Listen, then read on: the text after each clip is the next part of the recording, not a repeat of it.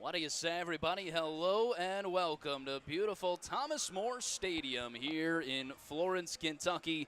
It is game 2 of the 3-game series. Rise and shine. It's splash day. Florence against Washington, trying to recover after a 6-2 loss yesterday. You are listening to the Frontier League Network, powered by HDN, as well as the Florence Y'all's Radio Network on our YouTube audio stream. Rory Tettemer alongside Ben Howard, excited to join you for the first morning game of the regular season. Second time we've been here in the morning at Thomas More Stadium this year in 2026. Ben, it's your first splash day. How are you feeling? I'm feeling energized despite just 10:30 in the morning. It's a big opportunity for Florence to try to split the series. We talked about it on yesterday's game. Game 2 against Washington this year has been pretty successful for Florence, 2-0 in those couple of times playing them out in Pennsylvania. So I'm excited about a matchup with Nathan Lawson. Again, this is a Washington team who's still trying to figure everything out with their rotation. And they're going to throw somebody who just hasn't had a lot of sample size and not a lot of success in the small sample size, and Esteban Rodriguez. Yeah, and you mentioned, Nathan Lawson is coming off of 2 very good starts, easily his best 2 starts of the season. He's kept the ball inside the ballpark. He's limited the walks, and, he's also limited getting those hard hits, those hard outs, which was the problem his first time around when he was only able to toss, 4/3 of an inning against Schaumburg, 9 hits, 7 runs, 5 innings, 10 hits, 5 runs. But these last 2 times out, last time out, June 30th against Windy City, a talented offense, as we mentioned. 7 innings pitched, 5 hits, 3 runs, no walks, and 4 Ks. That was his best start of the season, a 7-4 win for Florence. And they're giving him the offense behind him. 4 starts so far, 35 runs in support. That's an 8.75 average. Florence likes to play with them, and hopefully, we saw a little bit of a dull offense yesterday. Hopefully they woke up with a little bit of energy and are able to come back here today. About every facet of the game offensively, I think they looked pretty about as poor as we've seen them here at Thomas More Stadium this year. They didn't get guys on base. They struck out a ton, and their stars did not play. And that's going to be one of my keys to the game, brought to you by Cintas. Keep your business safe, clean, and professional with help from Cintas. Visit us online at cintas.com today. You got to limit the strikeouts. That's the biggest thing for me. I think that's step one in getting more guys on base. We mentioned at some of Florence's other poor offensive performances, they just didn't perform with runners on, runners at scoring position. That wasn't really the case yesterday. They didn't get many guys on. There weren't many situations where they had a guy in scoring position at second and third. So you limit the strikeouts, you put more balls in play, you're going to have more guys on base. Yeah, I absolutely agree. We mentioned it yesterday, 2 through 5, you had 8 Ks between those guys. That's the heart of your order, and, they just didn't show up yesterday. So hopefully we could see them come out today, and let's take a look at that new-look Florence lineup with some notable names on the bench. Milo Rushford will lead things off in right field, in left field. In the second slot, the designated hitter, Zade Richardson. Batting third, the first baseman, Hank Zeisler. In the cleanup spot, the shortstop, Brett Blomquist. Batting fifth, Marcus Brodell. In the sixth slot, the third baseman, Garrett Broussard. Batting seventh, the center fielder, Jackson Tucker. In the eighth slot, the second baseman, Tyler Shaneyfelt. And rounding it out will be the catcher, Zach Beadle. You got Dylan Baker, Brendan Bobo, and Kyle Harbison on the bench. Obviously, Harbison, has been going in and out with Zach Beadle, but Brendan Bobo and Baker, have been 2 mainstays in the lineup for Florence, not in the game today. You typically see, I think, more of a rotation with guys with how many talented offensive pieces this Florence team has. I wouldn't look too much into it as more just getting guys like Tucker and Brodell into the game. Absolutely. We are ready for baseball. The Y'alls are out on the field. Let's pause on the Fifth West Brewing pregame show. Take a listen to our national anthem.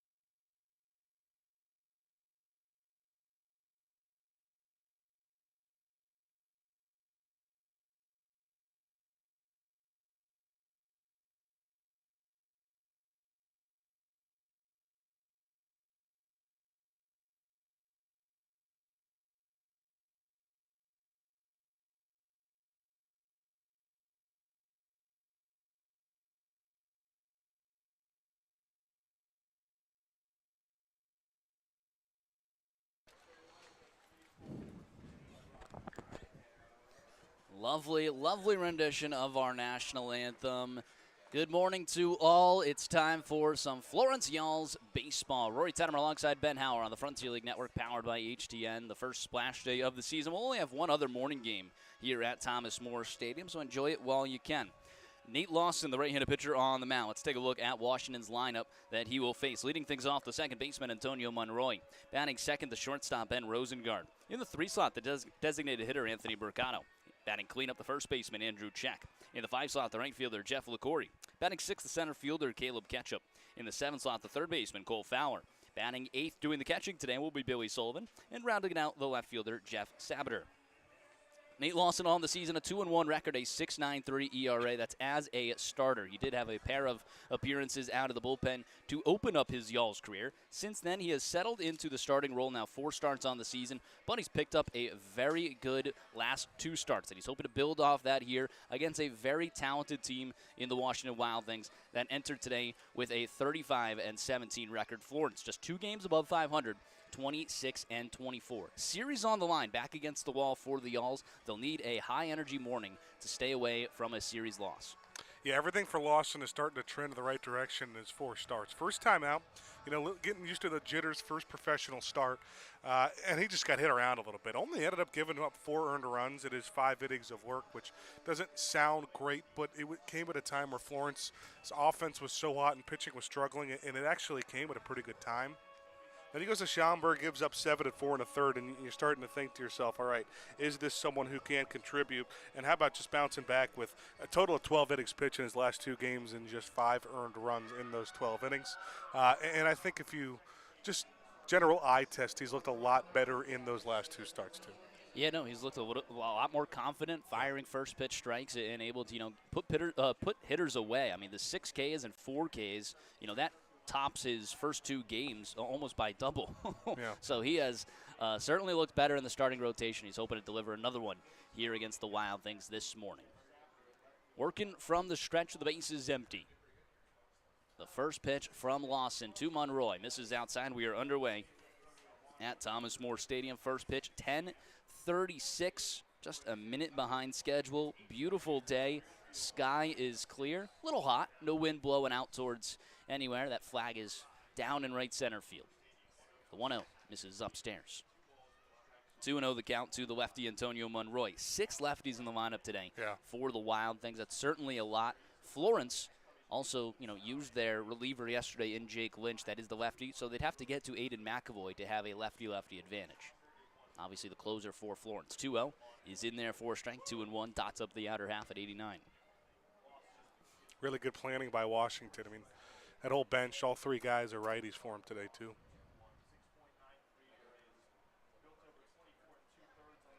Antonio Monroy, 321 average, 2 home runs, 23 RBIs. 2-1, he skies one down the left field line, out of play. 2-2 the count. A day with a lot of sun here at Thomas More Stadium.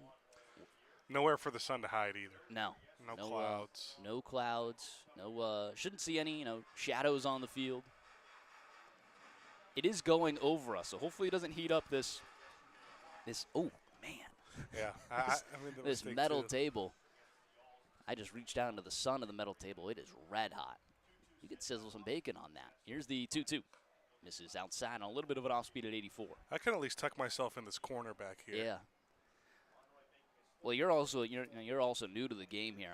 I know that I got to bring shades, or else I'm going to get this glare in my face the entire time. I'm not seeing the glare. Well, yeah. For me, it's right here. For me, it's right here. 3-2. 2-hopper over towards Blomquist at short. He gloves it. Throw on to first is scooped up by Hank Zeisler. A Can You Dig It scoop of the day. Start off this one. Always brought to you by Can You Dig It RC. Go visit them in Erlanger. 4x4 rock crawling and remote-controlled fun. CanYouDigItRC.com. It's been a little bit since Blomquist got consistent playing time over at shortstop. So, good to see no harm, no foul on the not the best throw over there for the Florence utility man. Brett Blomquist over at short today. Let's take a look at the rest of the defense. The first pitch is in there for a strike to the lefty Rosengard. Brodell out in left field. Tucker in center. Rushford in right. Broussard over at third. Blomquist at short. Schoenfeld at second. Zeisler, the captain, at first, and Zach Beadle doing the catching. Fastball misses outside. 1-1 the count. Rosengard is a newcomer for Washington. 273 average, no home runs, 6 RBIs. Rosengard acquired in a trade from the Pioneer League. He led the Pioneer League in batting average last year. Yeah, he was a huge get for Washington and made some really good acquisitions these last couple of seasons. 1-1 slider in there for a strike. I mean, he's just about as balanced as a team as you're going to get when you look at the offense and the defense. A 1-2 count. Lawson from the stretch, glove of the chest. 1-2 pitch. Off speed bounces downstairs. 2-2. Florence used 3 relievers yesterday, Hopewell, Lynch, and Jones. Should still have a loaded bullpen ready for today. Called time at the plate. McAvoy, Lotus, Phelps, Whitesell, and Darden all available. It's about all the high leverage guys right there. Yeah, this is one of your first morning games here at Thomas More Stadium. It feels like forever till you get to that 6:50 game tomorrow. So it is almost like an off day because you have the rest of the day to stay off your feet. 2-2, a line drive into center field for a base hit. Rosengard's going to turn around first and stop there. It looked like he was looking for a hustle double. Tucker able to cut that off in the gap. First hit of the day for Washington, and a 1-out single now for Anthony Mercado. That's what Rosengard's going to do. He's new to the league. He hasn't shown off some of the power that he has, but just a lot of singles, a lot of contact. He uses all parts of the field. Now you got to worry about this guy. Anthony Mercado, former Florence Y'all. First pitch to him. In there for a strike. 15 home runs on the season, 41 RBIs, a 306 average. Florence, very talented offense, but I'm sure they are missing that run production. They could always use it, even with a team that's having a hard time finding spots for some guys. 0-1 fouls it away. You want to talk about some of the guys Florence has lost.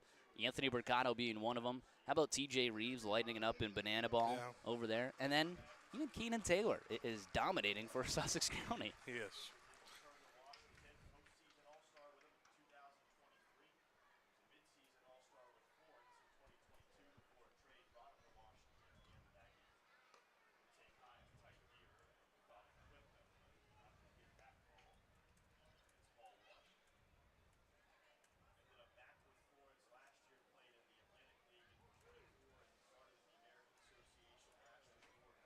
One and two the count with one away and a runner on first. Mercado going no gloves and the sunglasses. 1-2 pitch. He skies one high, shallow center field. The shortstop Blomquist is going back. He's called off by Tucker, who makes the grab in and out of his glove. They will say that is on the transfer. Well, I don't really think the umpire. I don't know if he saw it. Saw that. You've seen some really weird plays recently. In Major League Baseball, happens in college a little bit of, what is a catch in baseball. And again, on the transfer, it has to be exactly that. It has to be on the transfer. You can hold it for a very good amount of time, but if you drop it, even if you've held it for 5 or 6 seconds, they will not call that a catch. Either way, they would have got it out there because the runner wasn't off at second, but I don't know if he fully had that. I'd have to see it again. Yeah. He had to run a while in, and Blomquist didn't give it too much of a bid, even though I think he was closer to it. And Tucker, playing way out deep center field. So it's actually a pretty simple rule in the baseball rule book to where you have to voluntarily take the ball out of your glove. Huh. So if it's on the transfer, that's what they're saying is you're trying to take the ball out of the glove, even if it falls. That's the motion of you taking the ball out of your glove. It's good for a catch. But, you dive and you make, just to compare it to different sports, a football move in quotations where you tuck it to the ground and you got it for a while, but you're not pulling it out and it just drops out of your glove even 5 or 6 seconds after. That's not a catch. Got to survive the ground. Did Dez catch it? I don't know. 1-2. Misses outside. You'd like to think not, I'm sure. I'm sure not. Mike Traeger, Don Traeger, they'd be big fans of, yes, Dez did catch that. How old were you when that happened? Even 10 yet? Yeah, I would have said 11 or 12. 2-2. Swing and a miss inside. Nathan Lawson. Just the single to Rosengard and picks up his first K. Pretty clean inning for Lawson. Heading to the bottom of the first, Florence gets their first crack when we return to the Frontier League Network, powered by HDN.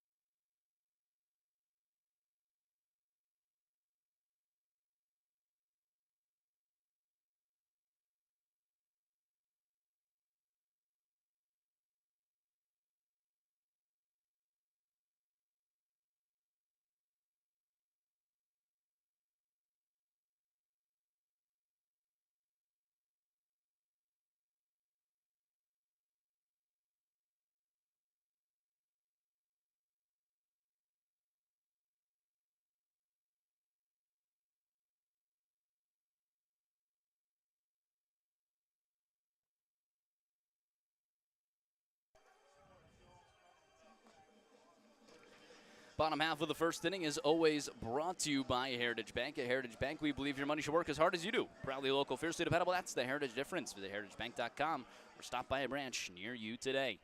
Milo Rushford will lead things off against Esteban Rodriguez.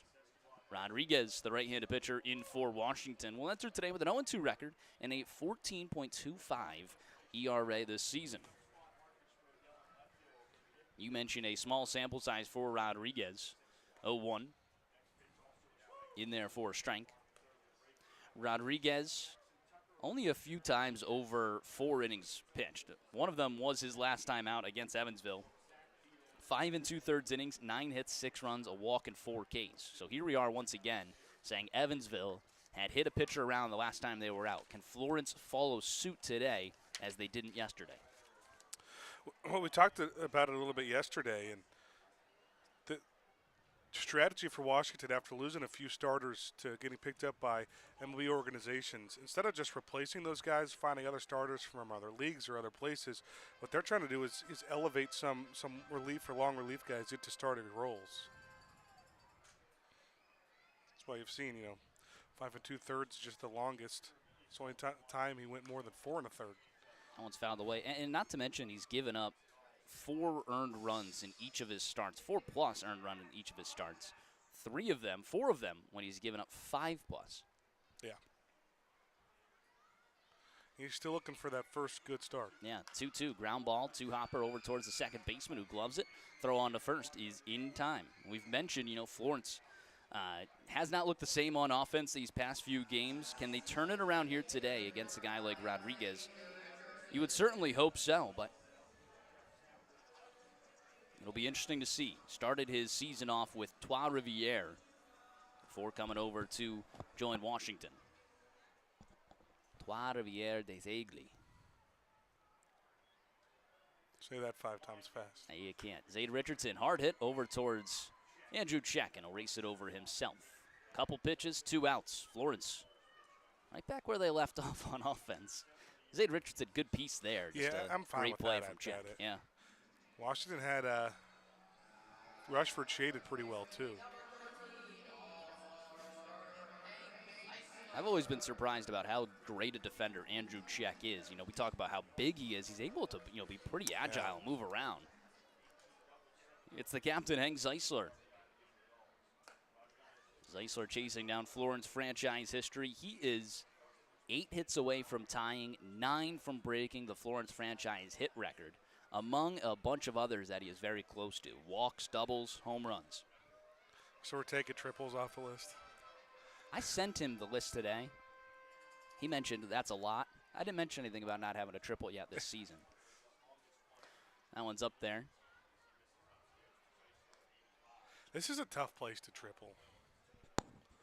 2-0 the count. It certainly is. It's not like you're playing at Arizona. 2-0. Misses downstairs. 3-0 the count.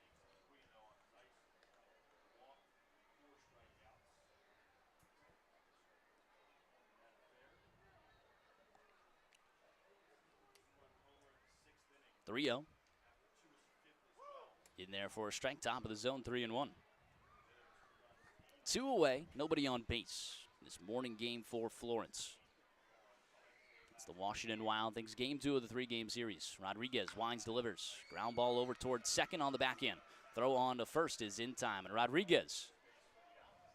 1, 2, 3 frame in order. Florence.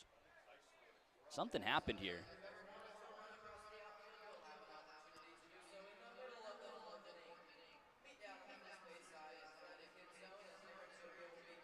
I am unsure what happened. They are staying out on the field. I was writing down in my book, didn't quite see it. I'm honestly not sure what this could even be. Here's the replay. Something with the shortstop.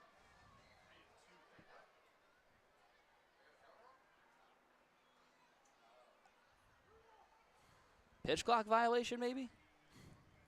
I have no idea. Here's the pitch to Zeisler. Misses downstairs. Couldn't be a pitch clock violation because that would have been a walk anyway for Zeisler. Some sort of time maybe calling the field. I have no idea, but all of a sudden Zeisler's ground out to second has turned into a walk and the inning will continue. I'm not sure about that one. I like to think I'm not speechless or, clueless a lot on some of these things, but I couldn't tell you.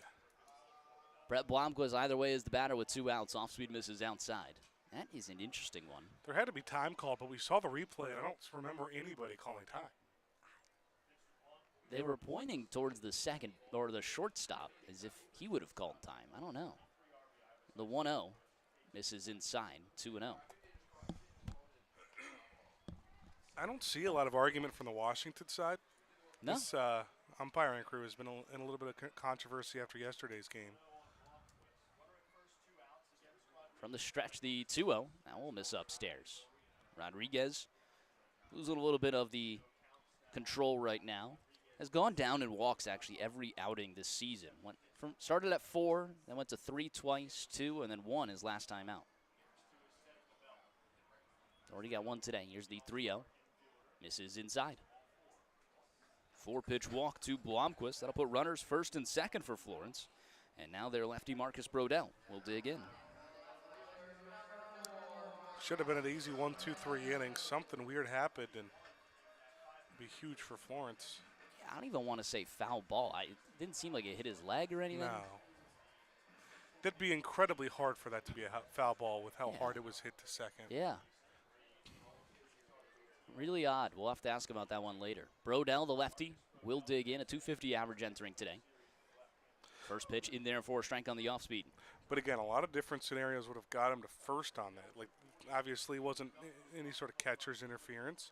Wasn't, like you said, 3 balls, so it wasn't a pitch clock violation. Unless it was a pitch clock. Actually, that wouldn't make sense.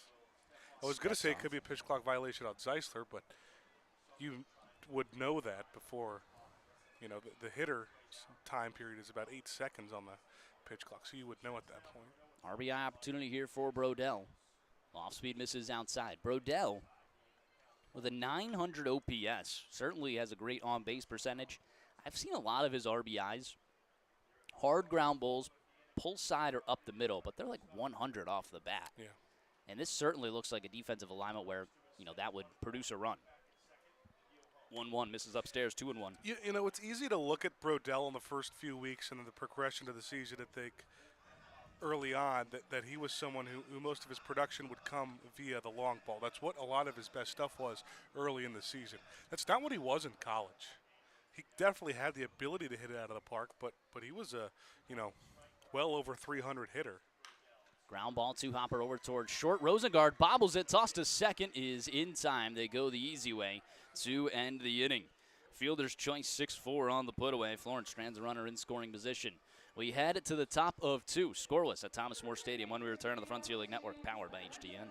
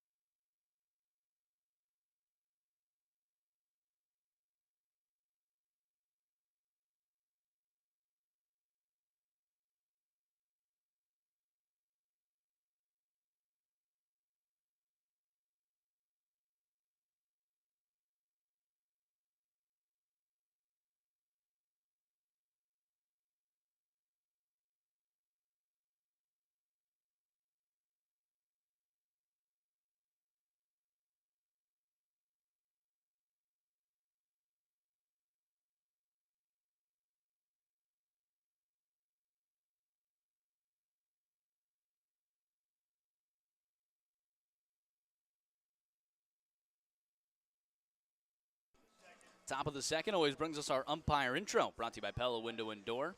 Pella Window and Door, looking for a clear view of every call. Trust Pella Window and Door to bring you replay-worthy clarity and craftsmanship you can count on. So good, even the ump won't miss a thing. First pitch from Nathan Lawson. That one's roped out towards left field. Brodell on the run. He leaps and makes the grab. Good adjustment from Marcus Brodell in left field. 99 on the bat, chasing down a high line drive for out number 1. Yeah, Brodell was moving very calmly towards that ball. It looked like I was thinking to myself, he's got to hurry up a little bit. But trust his athleticism, able to hang on. I thought he might have dropped it at the end, but Marcus Brodell, an incredible catch. Yeah, very nice play. Umpire crew today behind home plate, Will Noweski. Down the third base line, the crew chief, Miguel Rivera Cruz. Down the first base line, Akira Gok. First pitch misses downstairs to Caleb Ketchup. Ketchup with a home run yesterday, 281 average, 8 bombs, 36 RBIs.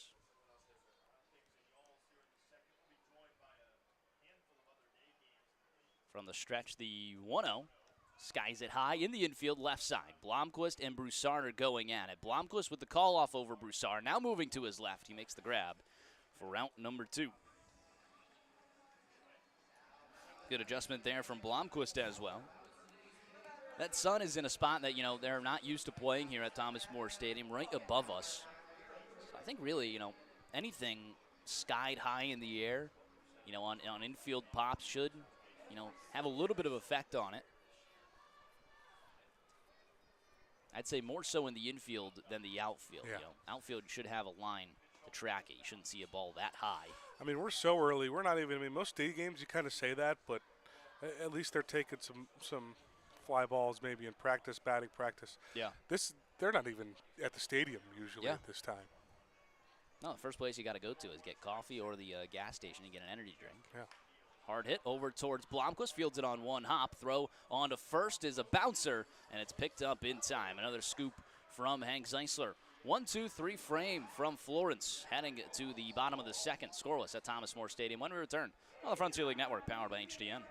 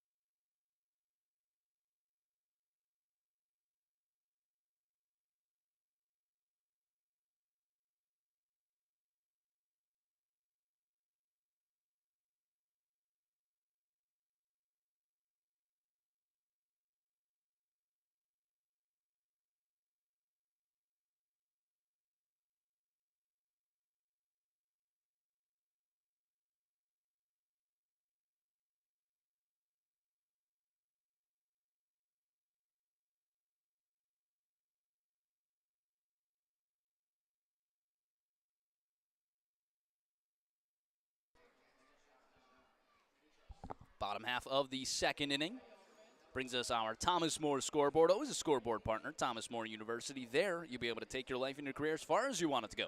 Apply and donate today at thomasmore.edu. Florence got 2 on base, still looking for their first hit. Once again against Esteban Rodriguez. It'll be Garrett Broussard, Jackson Tucker, and Tyler Schoenfeld. 6-7-8 for the Yalls. Zeisler and Blomquist both drew 2-out walks. Marcus Brodell hit into a fielder's choice to end the inning. Scoreless right now on our Thomas More scoreboard.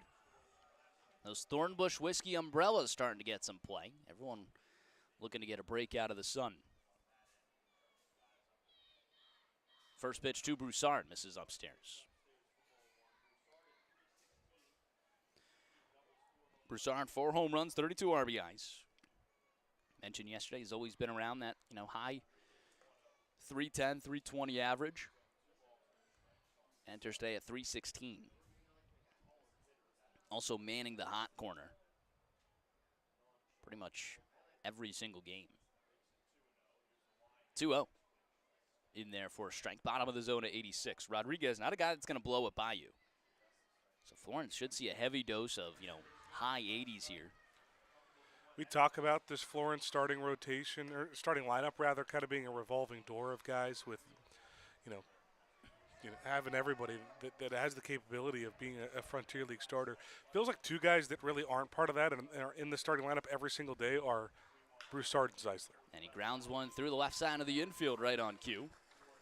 Picks up his first hit of the day, and the first hit of the day for Florence. A leadoff runner aboard, this time coming in the second inning versus the 9th inning. Florence did not start early until the 9th inning yesterday. That'll bring up Jackson Tucker. This is an interesting spot because 2 weeks ago, you were looking at Tucker and Schoenfeld leading off the top of this, talented Florence lineup, and they're still having good seasons. However, they have moved down into the 7-8 slots here today. Yeah. And so you're getting a lot of speed at the bottom of the order, but you're also then kind of covering it up. I mean, you got Zach Beadle at the 9 spot before you get back up to the top. So that speed, if Beadle, gets on, he's been hitting at a very good clip at 270. I guess that does slow down, shouldn't slow down Tucker or Schoenfeld, but maybe the rest of the crew. 1-0. He skies one high in the air, left side in the infield. Rosengard trying to find it. He makes the grab for out number 1.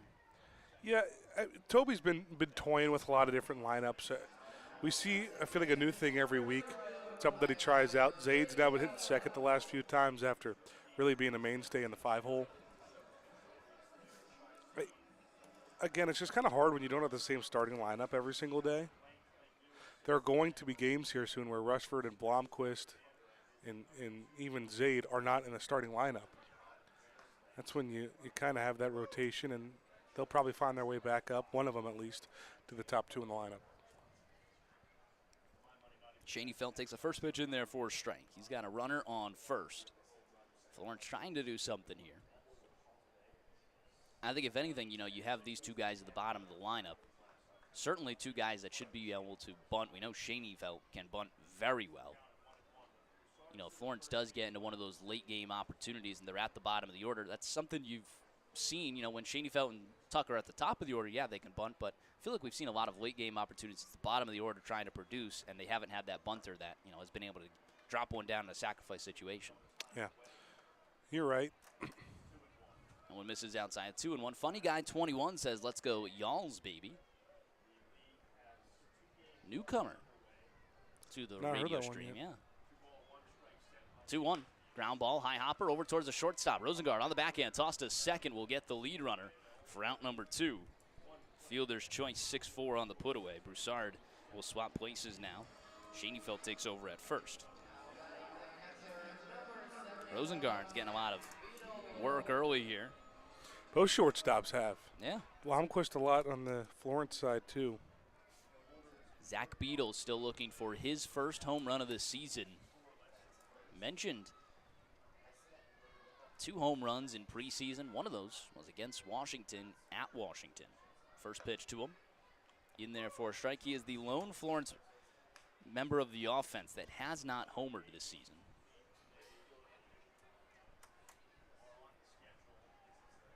still hitting very well at 270. Fouls that one away, 0-2. A little late behind that one.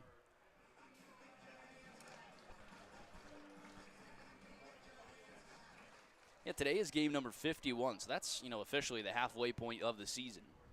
102 game season, as long as you, are able to make up every single rain game as well.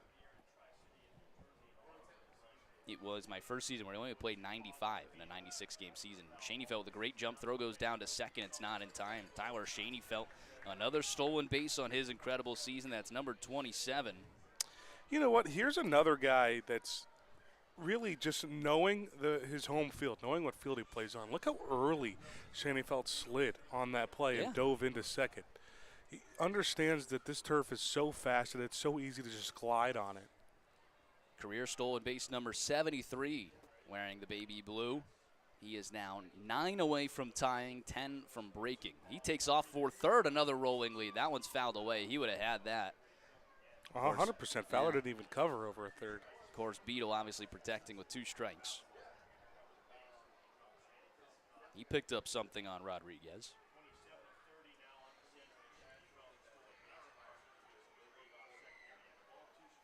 .73 swipe backs for Schoenfeld. He's bouncing around over at second. 1-2, swing and a miss. Down on the slider, first K of the day for Rodriguez. He's been through the full 9 and only 1 hit for Florence against him. Heading to the top of the third, it's time for Tettemer Trivia when we return on the Frontier League Network, powered by HTM.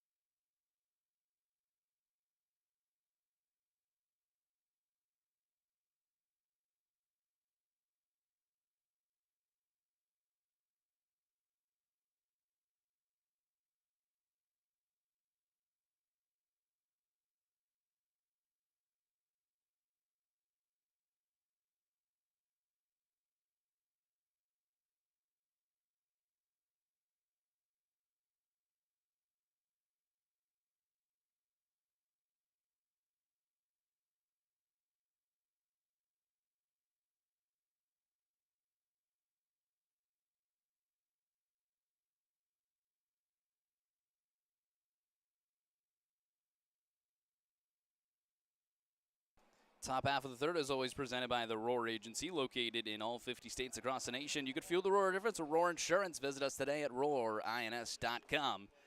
Scoreless between the Yalls and the Wild Things through the first 2 innings of today's ball game.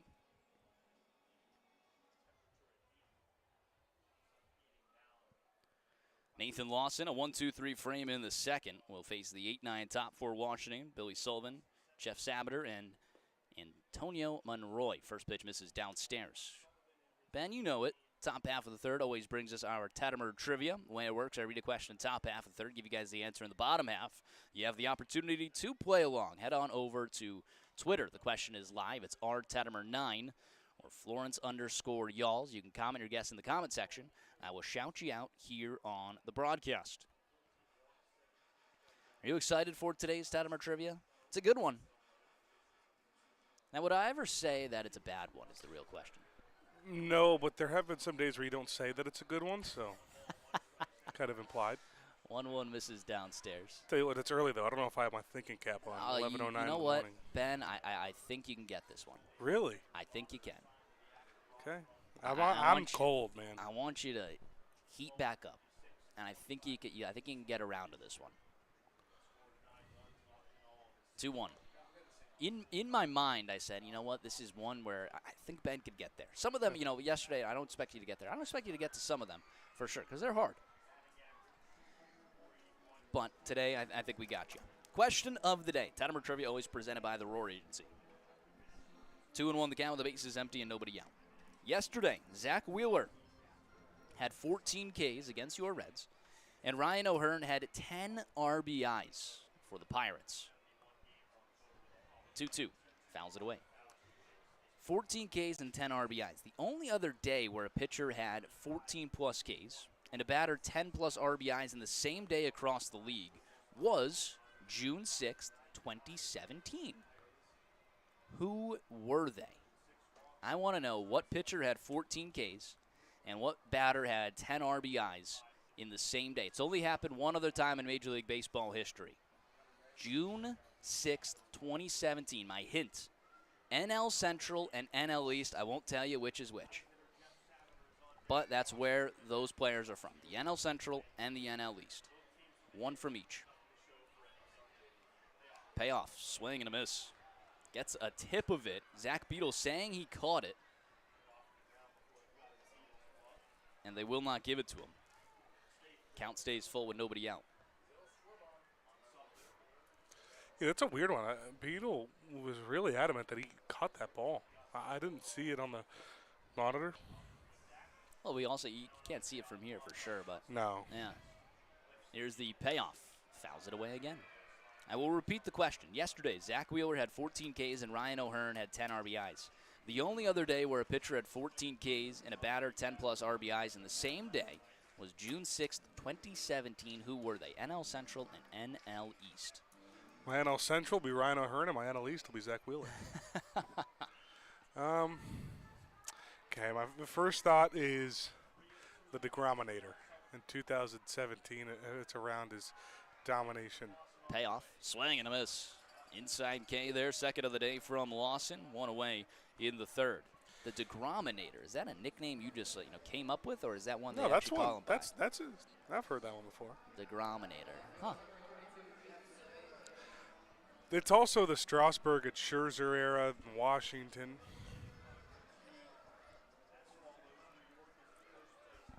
Phillies in 2015 were probably headlined by Cole Hamels. And I think we traded him that season to the Rangers after throwing a no-hitter. In 15, you said? Yeah. Okay, NL Central. I mean, pitching-wise, I guess could be Wainwright. 0-1. This is a little low, in and out of the glove of Beadle. But I really do early. I like the pitcher being NL East, the hitter being NL Central. 10 RBIs in 2017.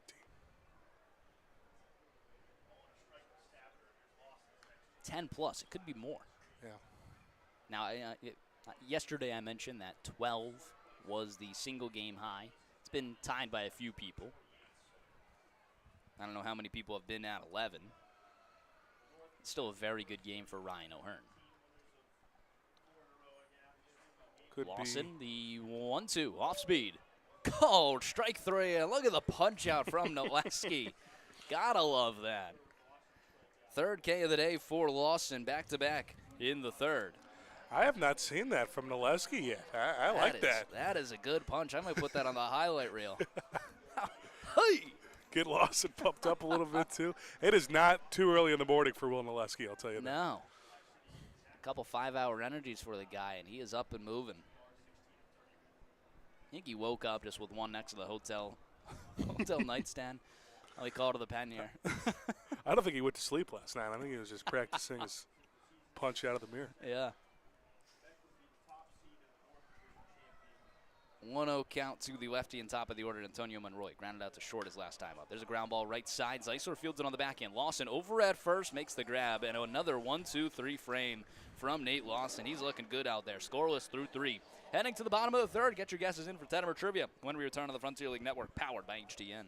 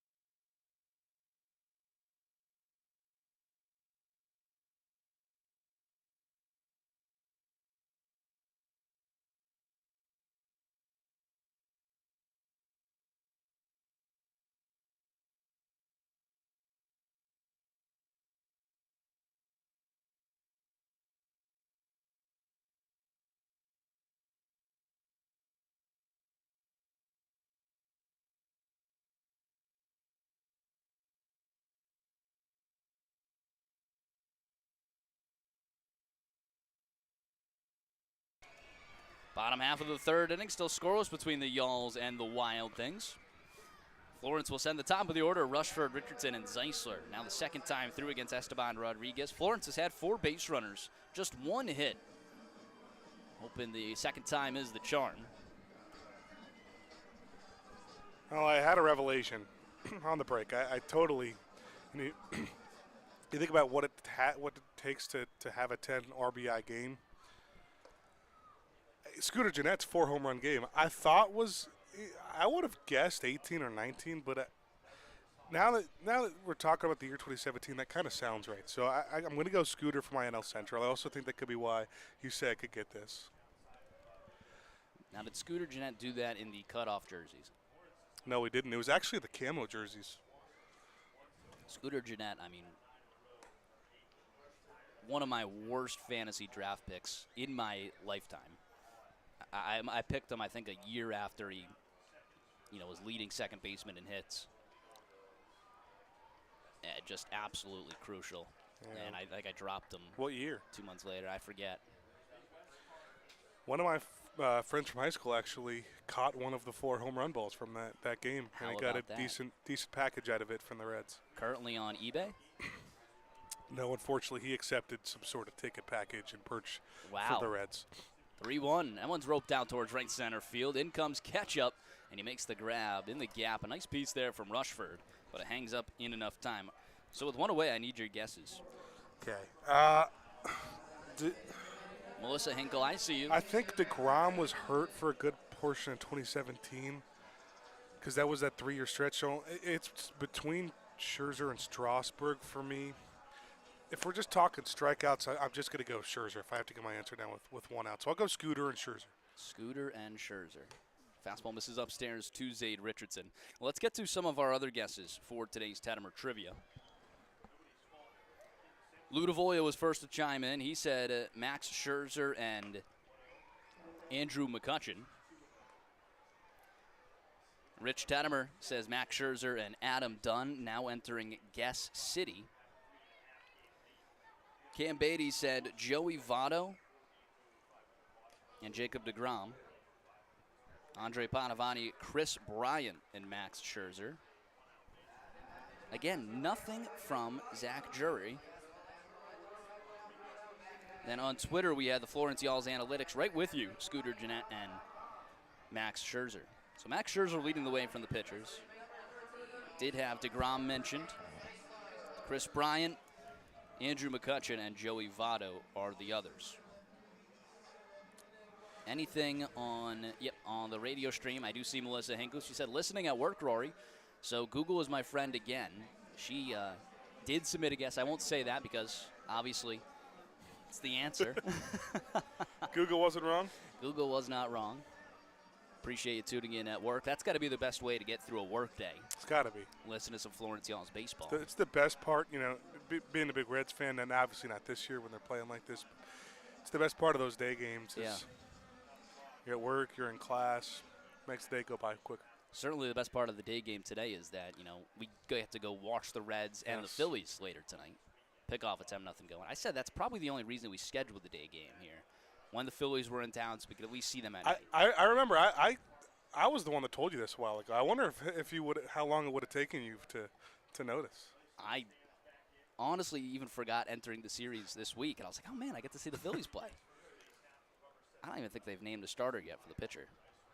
It's probably not going to end up well for the Phils, but going to go anyway to support. Well, the Reds struck out 18 times yesterday against Zach Wheeler versus the Phillies bullpen is an entirely different story. Speaking of, that's the Tettemer Trivia. 0-1. Misses upstairs to Zeisler. A Philly? You're giving the answer? It's a Philly? No, Zach Wheeler was. I see. 1-1 the count to Zeisler. Zade Richardson on first. This is a stretch where the Phillies were not very good, right? No, it's not. No, this was the majority of me growing up. This is, 2012 to 2022 until they made the playoffs in 22. It's just that bad year. So 12 to my age, 21 years. Not exciting Phillies baseball. Cry me a river. All right. Got a World Series. 1-2. Yeah, right. I've seen at least a playoff series win. Thanks for bringing up the 2022 Phillies. I'm going to go shed a tear. Melissa Hinkle again says, absolutely the best way to get through a work day. Better if it's a y'all's win. I completely agree. Melissa, are you tuning in with, earbuds or AirPods anyway, or are you just playing it loud for the office to hear? Maybe over the PA. Wouldn't that be awesome in elementary school if they just played y'all's morning games over the PA all day? Be really good. Sounds like the best school ever. Yeah, that sounds amazing. 1-2. They go with our national anthem instead of the Pledge of Allegiance.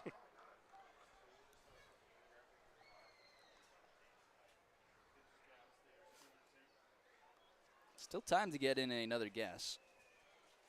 Make sure I'm staying awake here on Twitter or anyone else chiming in. We will be running a Tettemer trivia for the All-Star game, and I think it's going to happen on the Frontier League Twitter. 2-2.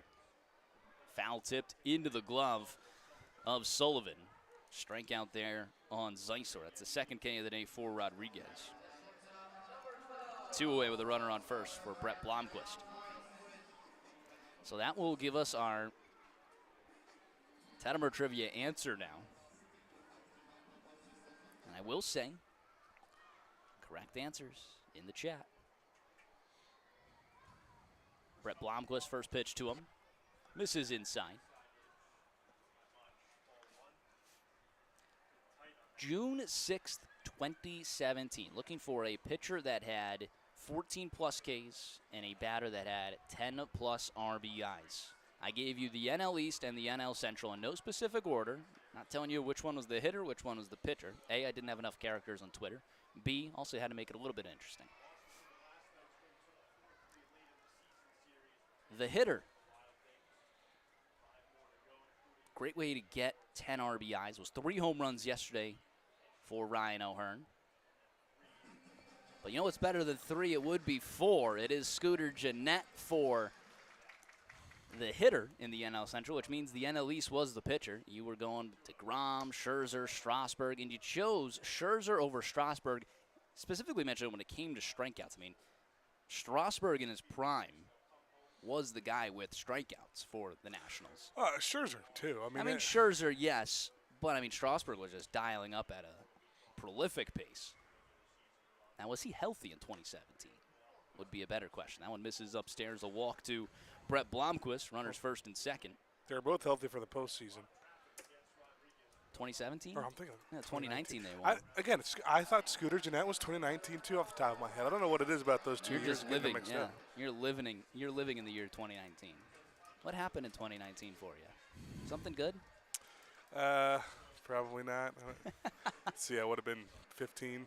15? Oh my gosh. Sophomore year of high school, I guess. That was the year the Reds weren't very good, but they just kept fighting with the Pirates, so it made the year entertaining. First pitch in there for a strike to Marcus Brodell. Well, 2017, the pitcher we are looking for was Max Scherzer. Ben, I told you you're going to get back on the board today, and you did. Good. Scooter Gennett, Max Scherzer, RR, Tettemer Trivia. There's a line shot through the left side of the infield. Richardson will come home to score. They're going to stop Blomquist at third. A base hit for Marcus Brodell. RBI single.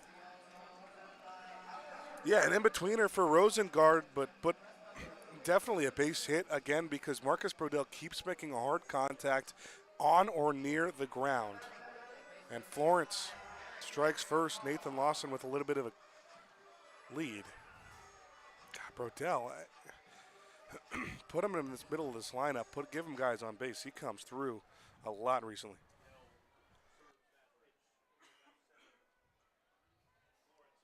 Another 100 off the bat there from Brodell. Florence on the board. I'm on the board. It feels good. It's been a while. Because I didn't get yesterday's. I don't think I got any against Evansville. And again, we'd been on the road for a total of 3 weeks. Again, I had you in mind when I saw it. Were you trying to make up for the Joey Votto deke yesterday? No. Runners split the corners. 2 away for Garrett Broussard. Is this a stat that you saw on Twitter? Yeah. Or okay, I keep thinking to myself because we gotta have pretty similar For You pages on Twitter. So I keep thinking to myself, one of these times I'm just gonna see the tweet that you choose it from. Yeah. Only if I mention it near your phone. 2-0. You're right. In there for a strike. I'm telling my FBI agent to make sure we're on the same page. So you would guess Strasburg had more strikeouts than Scherzer in 17? I don't even know if Strasburg was around in 2017 as Broussard skies went out towards left field. Bricado was way back, but he comes in and makes the grab. Sorry, that was Sabater was way back and makes the grab. Florence picks up one. They take a 1-0 lead into the top of the fourth. When we return, it's Ben Hauer on the mic. Don't go anywhere. More Florence Yells baseball coming up.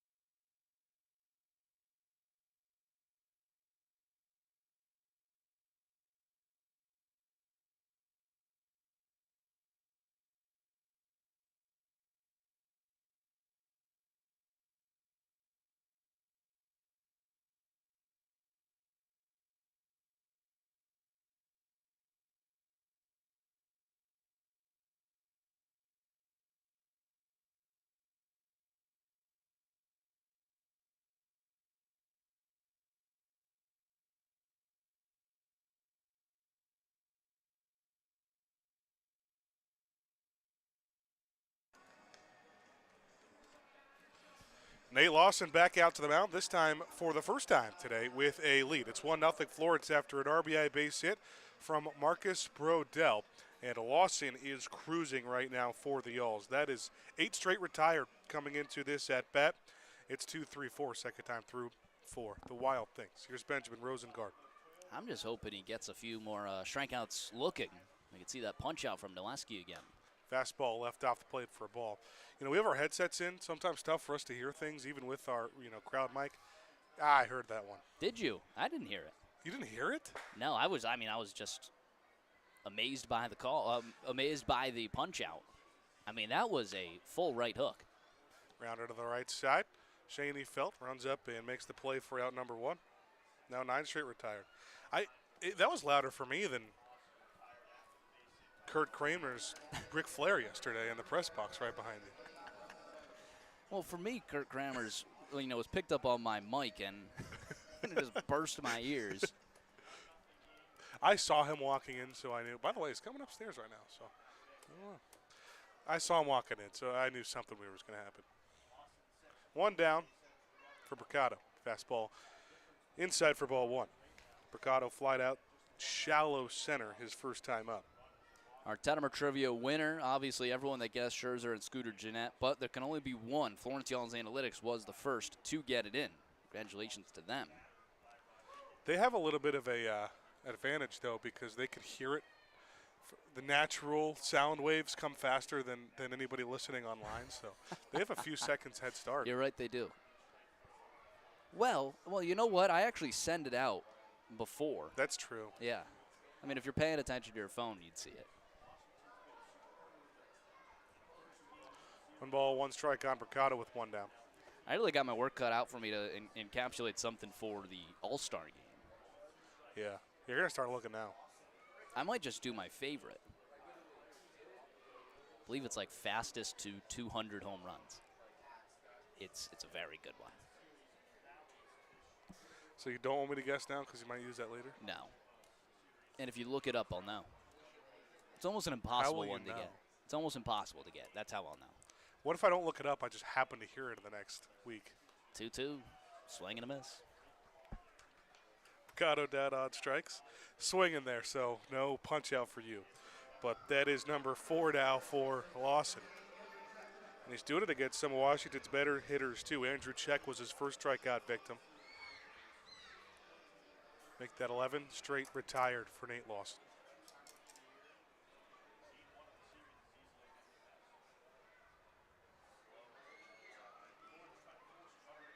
Check that 10. Check can make it 11. First pitch is a breaking ball way up and away to Washington's big, intimidating first baseman.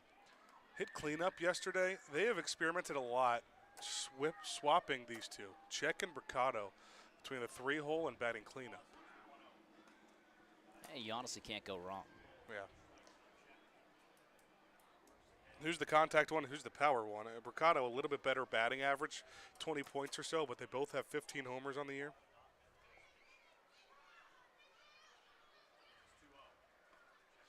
Swing and a miss. After 2 straight balls, Lawson put another one outside.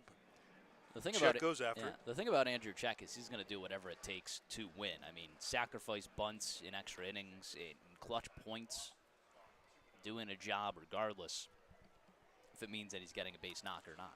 Really good defensive first baseman, too. All-star reserve for the Midwest Conference. Left it alone upstairs, 3-1. This is one where, you know, the TrackMan's going to have that high, but it's not going to adjust for how big Andrew Check is. That's right at the letters. He's got a pretty big zone. Yeah. Hitters count, 2 outs. Nobody on base to the 4th. Ooh. Fouls it off of his face. Oh, you rarely see that. Fouled straight into the ground and then came back up and hit him upstairs. And Schrader's going to check on him immediately alongside Tom Vaith, the Washington manager. Here it is. Ooh. Yeah, I think it did hit a piece of the helmet as well. I was going to so say, maybe I that think could have he's slowed it down. But fortunate that yeah, it caught helmet. If that straight to the face, that's a. But yeah, that's that eye area that no matter what, that first second it hits you, you're gonna feel it. He's back up on his feet, asks for his helmet. I think he'll go down to first base. nah, it's a foul ball. Oh yeah, you're right. He's got to still hit. Very good point. And checking his eye. My similar situation is I've pulled my shoulder out of my socket and then still had to hit in that same at-bat. Oh. I remember talking to the trainer when they came up to me on deck, and I was like, I just need a second. Just talk to me as long as possible. Were you out for any time after that? Nope. It's a problem that still happens today. It's called subluxing. Subluxing. It happened in softball. It's happened on the golf course. It's happened moving around in bed. Just my shoulder will pop out and go right back in. I do not want to be around you when that happens. No, it's painful. Makes it a full count after that long break to make sure that Check is okay. But he will put on his helmet and step back into the left-handed batter's box.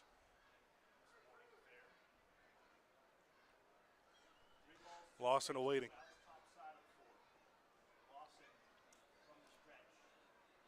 Now the payoff. Low, ball 4. I would say that's pretty hard earned walk there for Check. Yeah.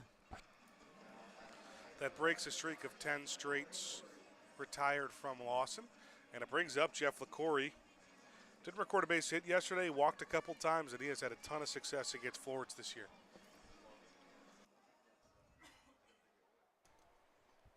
Started off the second with a fly out to left. That was that really nice adjustment and a good play by Brodell. Brodell's done it all, offense and defense today. Lawson back-to-back pitches low, 1-0.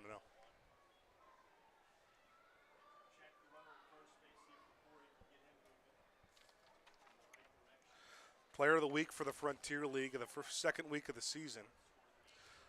A lot thanks to the performance he had against Florence. The first time these two teams faced each other. Lawson finds the knees, called strike 1-1.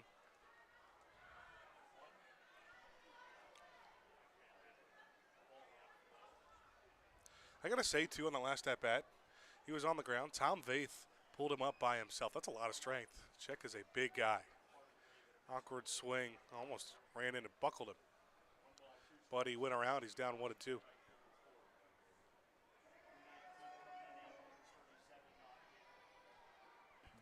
4 strikeouts for Lawson so far in 3 2/3. Florence with a 1-0 lead in the top of the 4th. 1-2 in the dirt.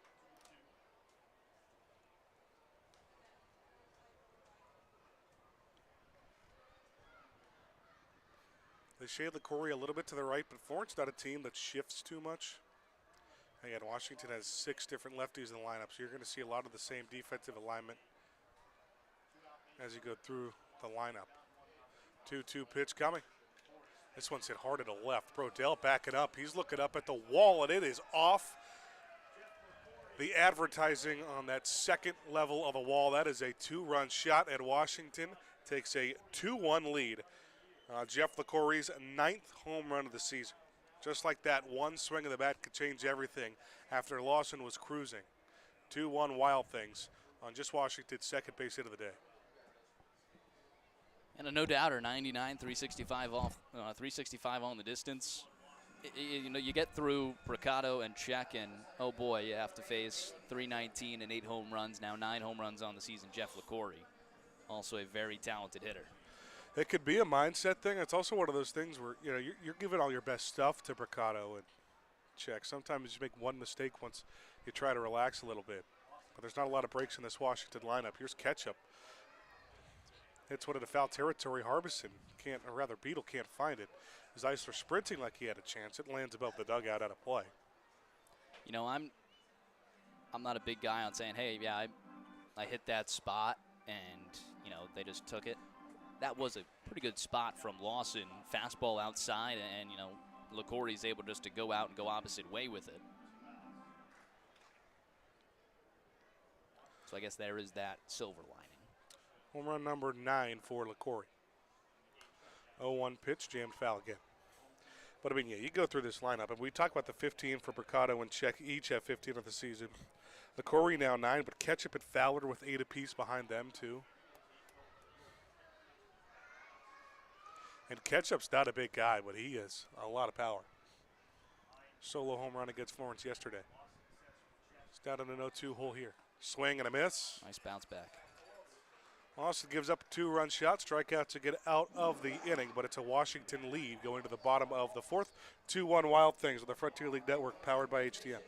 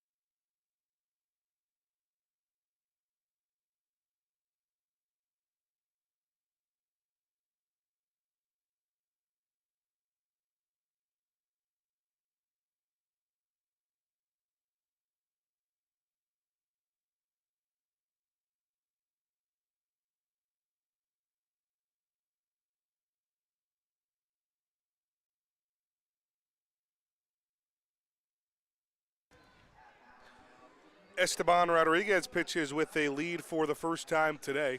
2-1 Washington after a 2-run homer. Opposite way from the lefty Jeff LaCorey. After Florence took their first lead in the bottom of the 3rd. Rodriguez, 3 innings through so far. 1 earned run on just a couple of base hits. He's walked 2 batters. He has struck out 2 batters. And he will get the bottom 3rd of this Florence lineup, Tucker, Schoenfeld, and Beetle to start things off in the 4th. Splash day here in Florence, and we just had the kids run, so going to be one of the best kids runs of the season. Although not the biggest attendance we've seen on Splash Day, but still very fun atmosphere. Very hot day. I will say, in terms of weather, I'd say they picked a pretty good one for Splash Day. You're definitely looking forward to going down that slide later? Of course. Is it sacrilegious to go down that slide before I've been on the All-Star slide? It actually is 7 years of bad luck. Might be So you worth just it. got to do both today. Yeah, I guess. 2-1 Washington. Jackson Tucker stands in against Rodriguez. First pitch high for a ball. Tucker 0 for 1, popped up to short his first time up. First start of the series. Still hitting over 300 on the season. Now, I would say, if you look at the majority of games the last couple of weeks, not really in that starting lineup the majority of times. Kind of maybe a 50-50 split rotation in the outfield.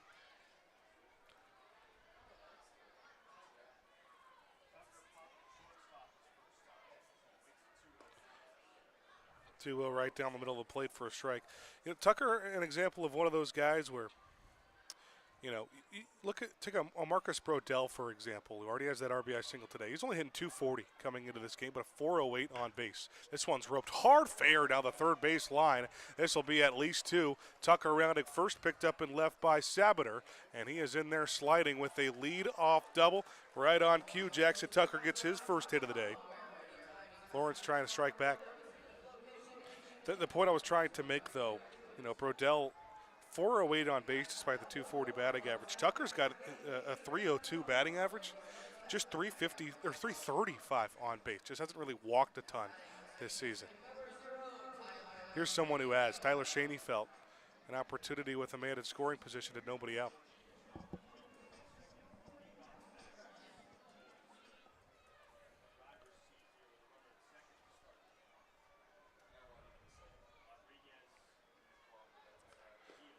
Shows bunt, pulls it back. Schoenfeld definitely someone who can bunt. Check is playing way up down the first base line. Way in, I should say. Infield grass, and he charged a little bit when Schoenfeld showed bunt. Fowler not as far in, but still playing in over a third. Does square around to bunt and fouled back. Can't get it down. Schoenfeld a little frustrated with that, but it's just strike one. 1-1 here. Tucker can run really well. Second on this team in stolen bases behind the man at the plate.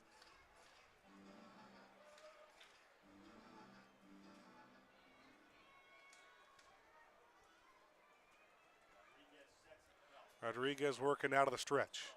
Squared around a bunt again, foul, and that probably eliminates the bunt from Schoenfeld, although he's really good at getting them down. If there is anyone to bunt with 2 strikes, Schoenfeld might be him, but I don't know if we'll see that here.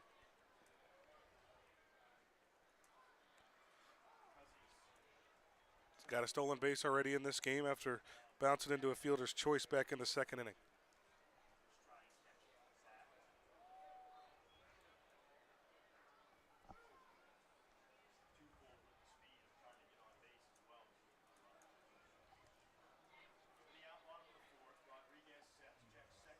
One-two pitch. He's just low. Counts now even.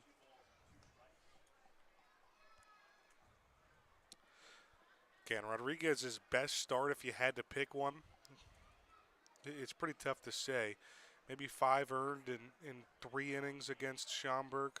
6 earned and 5 2/3 probably actually his best against Evansville. That's just how tough it's been for him on his 5 starts this year.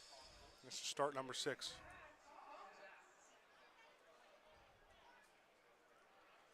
Schoenfeld fouled it opposite way, so we stay at a 2-2 count.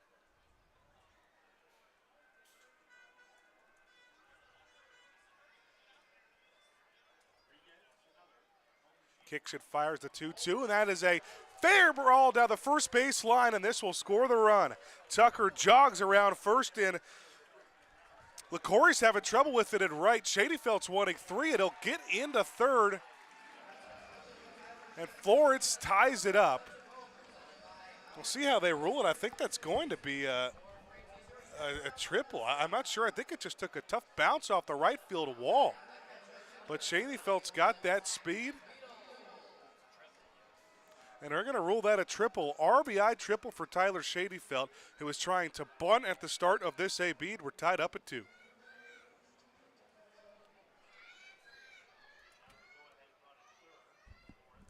Now Zach Beadle in a sacrifice situation, and that's going to get all the way to the backstop. Shadyfelt going to try to come home, and it's hard off the backstop, but Rodriguez does not cover in time, and Florence leads. Shadyfelt using the afterburners, and he will score. Big part of Florence taking a 3-2 lead here at the bottom of the 4th inning.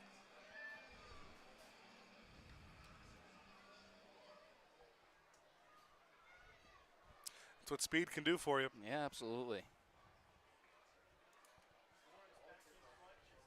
A clean slate for Beadle.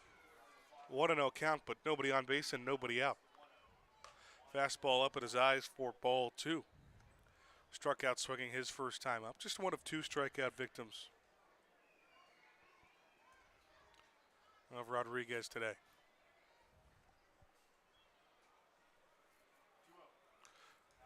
Fouls back to 2-0.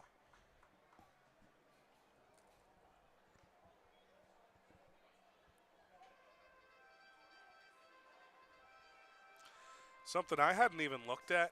Rodriguez not getting a whole lot of help from his defense in his first few starts. This is back when he was in Trois-Rivières. But his first 2 starts, gave up 5 earned runs in 3 innings and 2 2/3 innings. 9 total runs, 4 unearned runs in both those games. So team didn't have a great chance to win it. Beadle's going to hit one into the gap into left. It bounces right in front of Sabater. Beadle will jog into first with his first hit of the day. Another man on for Florence again.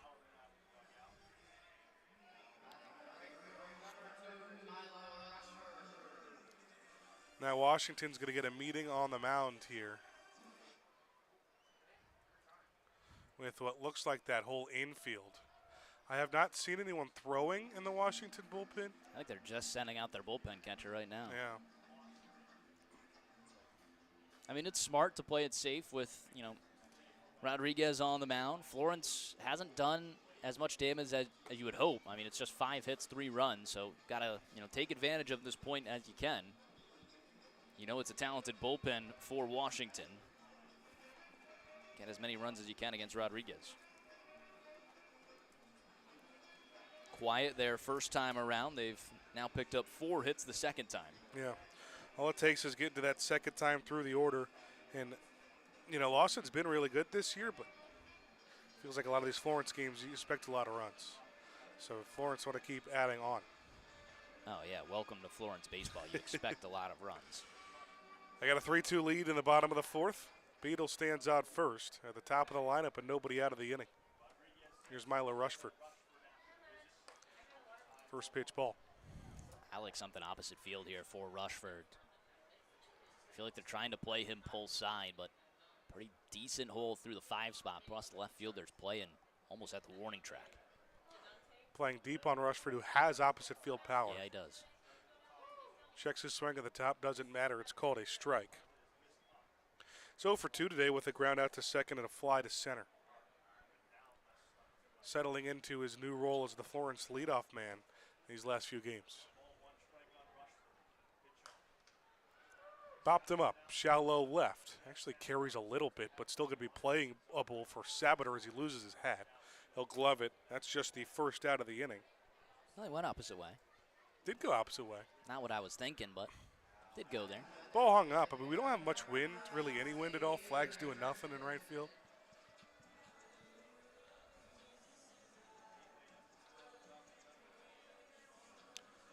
It's an opportunity for Richmond with a runner on first.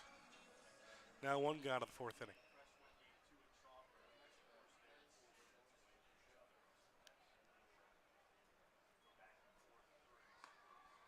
Takes the first pitch for a strike. Yeah, it's a big spot here for Zaid. Richardson with that patent wide open stance. Yeah. His front left foot playing way back. Takes high. To me, it does not sound like, you'll be able to have 2 players from the same team in the home run derby. Honestly, it just made sense for Richardson, Bobo, check Mercado, go take care of the Midwest. probably not going to be that way, so we'll see the conversation that Bobo and Richardson have. Grounded to the left side, picked up over at third by Fowler. Throw to second is in time, but there will be no throw from Monroy. So they go the short way, a 5-4 fielder's choice. That'll retire Beadle. But good response there for Rodriguez. Retires the next 2 outs and not away from getting out of the inning. Yeah, very good. Plus he keeps the lead runner off the base.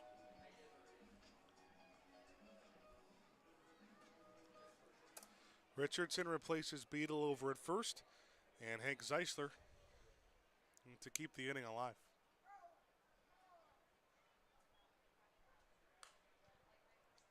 Fouled back. It's been a little bit since Hank has homered here at home.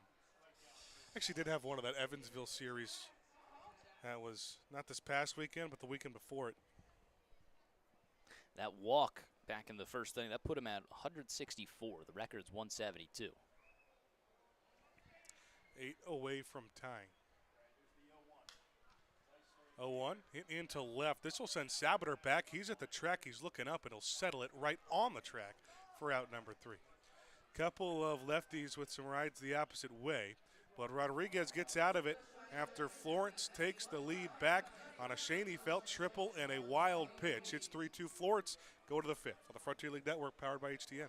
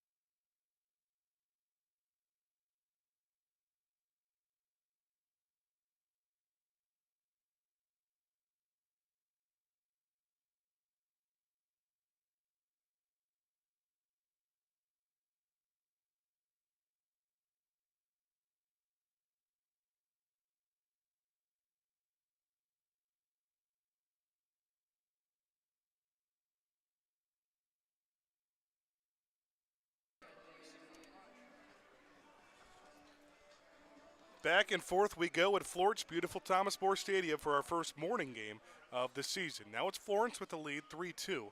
Last 3 half innings have all seen lead changes. Florence took a 1-0 lead to the the bottom of the 4th. Washington takes that back, bottom of the 3rd rather. Washington takes it back in the top of the 4th. Bottom of the 4th, Florence with 2 of their own. A Schoenfeld triple and a wild pitch. Here we are in the top of the 5th and the bottom 3rd. For Washington, Fowler, Sullivan, and Sabater as Lawson back out to the mound at an 0-1 count on Cole Fowler. Fastball left off the plate to today's beer batter of the game, always brought to you by Party Source. Party Source is yours one-stop destination for all things celebration. Visit them today at 95 Riviera Drive, Bellevue, Kentucky. Off speed for Lawson, beautifully placed. It lands in the middle of the zone. Puts him ahead of the count on Cole Fowler, just his 2nd time up today. Grounded out to the shortstop. His 1st time. Washington, 3rd baseman. 1-2, foul ball towards the Washington dugout. Well, Lawson was starting to cruise. He had a stretch of 10 straight retired. Going all the way back to started with an Anthony Mercado flyout, ended with an Anthony Mercado strikeout before he walked Andrew Check and then made one mistake to Jeff LaCorey. That's how they got those 2 runs. This one will hang up into left. Marcus Brodell shades over, and he'll have it for out number 1.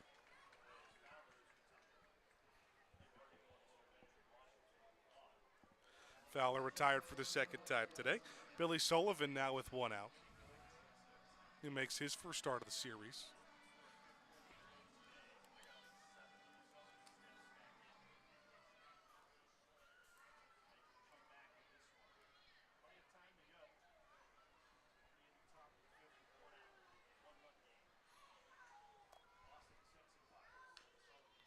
Foul ball off the end of the bat.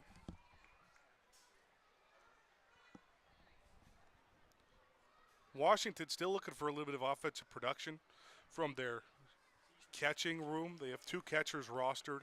One of them, Billy Sullivan at the plate right now. The other got the start yesterday, and Isaiah Quiros. Sullivan fouls it away. But both of them hitting 224 or worse. Sullivan hitting 224. Quiros just a 145 batting average. Quiros definitely, the really solid, probably better defensive catcher. But Sullivan's got the 0-2 count here.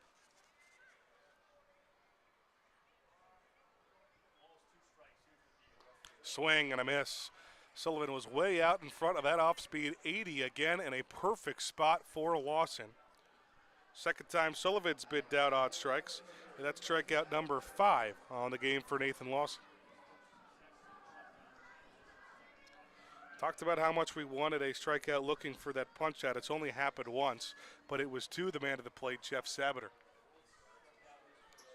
2 down in order to start the 5th. Sabater punches foul.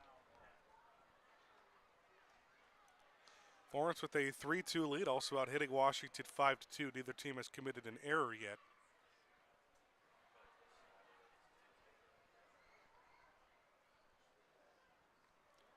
Sabater in really small sample size, hitting just 118 on the young year.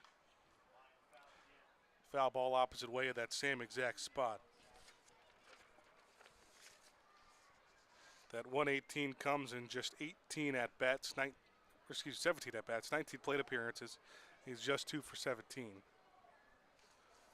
Yet to homer or record his first RBI. Swing and a miss. Lawson went upstairs, and Sabater went after it. Back-to-back strikeouts to get Lawson out of the inning. That's 6 of them now. For the Florence righty, we go to the bottom of the 5th. Florence in the driver's seat, 3-2. Halfway home on the Frontier League Network.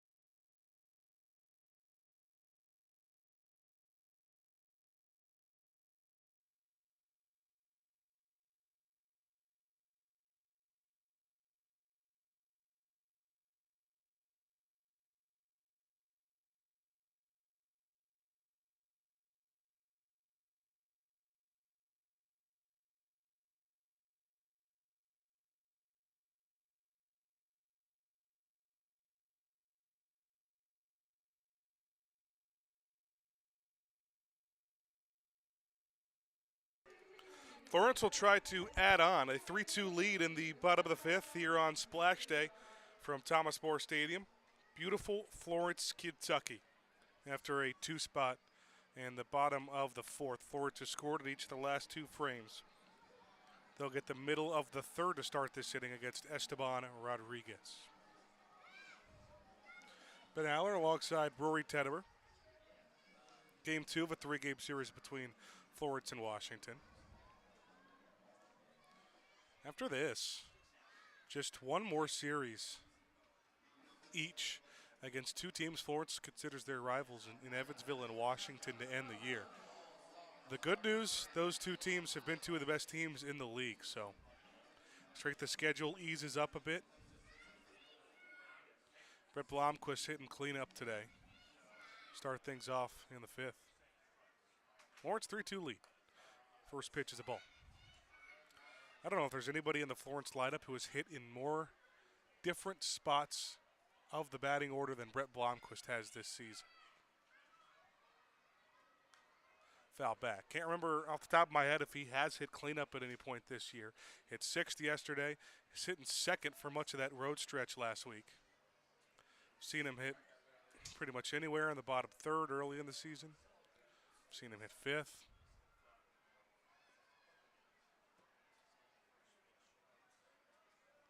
Yeah, if I had to guess, I think the only two we haven't seen him yet, and we can actually check this, would be the leadoff spot and the 3-hole. It's ahead of this count 2-1. This one's cranked into left, hanging up and dropping in front of Sabater and left. Blomquist stays up at first. A hard line drive single. Blomquist has been on all three times today as third base hit of the series. Florence has a leadoff man again.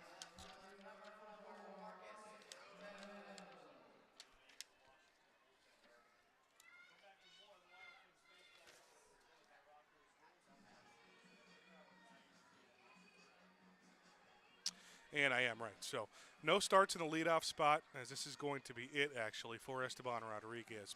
Get more on that Blomquist split after a new pitcher comes in for Washington. Rodriguez's day is done. Frontier League Network, powered by HTN.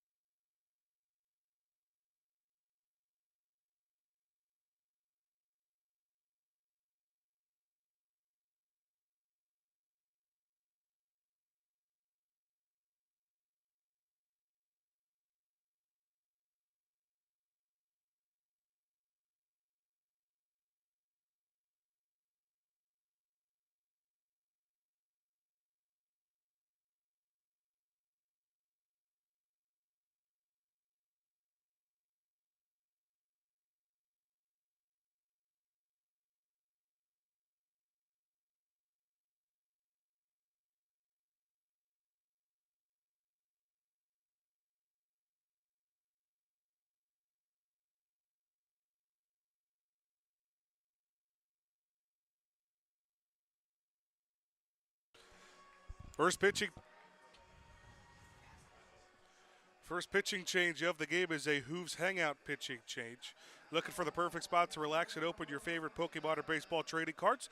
Visit former Reds reliever J.J. Hoover at Hooves Hangout today at 405 Washington Street, Suite D in Alexandria. Here's Colt Anderson, one of the only couple southpaws out of the bullpen for the Wild Things.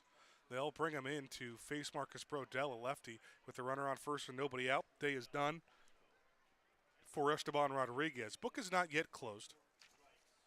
He's responsible for the runner on first. Fastball right down Broadway, even 1-1 count. Anderson started the season as a starter, but struggled a little bit with command. Moved to more of a long relief role, and really like to use that lefty advantage out of the bullpen. His first start of the season came back on June 7th against Florence. Runner takes off for second, pitch outside, and Blomqvist is in there with a stolen base. Second of the day today for Florence.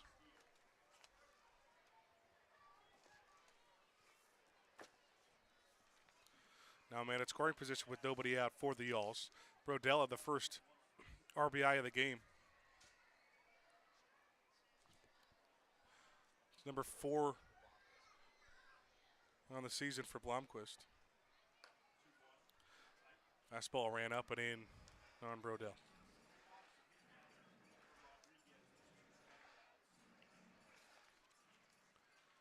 On that first start against Florence, 4 1/3, 3 earned runs.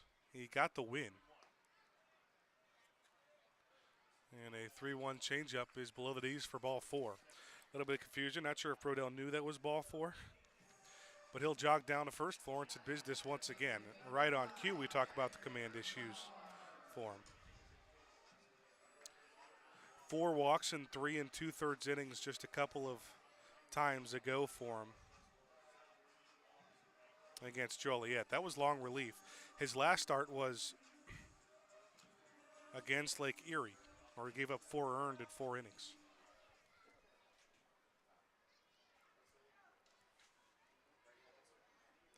Here's Garrett Broussard. Florence trying to add some insurance. They lead by 1.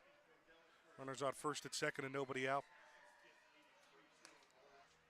First pitch off the plate for ball 1 to Broussard. Hits in each of the first 2 games of the series for the Florence third baseman. Led off the second inning with a single. Flied out to left last time up. Squares around a bunt. Pulled it back. Pitch right down the middle of the plate for strike 1.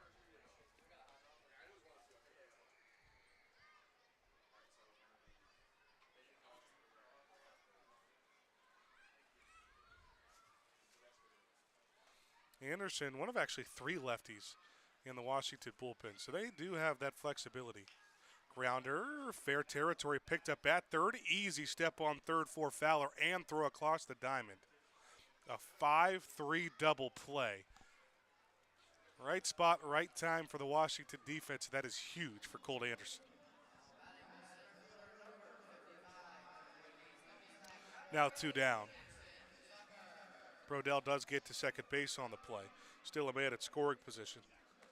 But Jackson Tucker, the last hope to get him home in the home half of the 5th.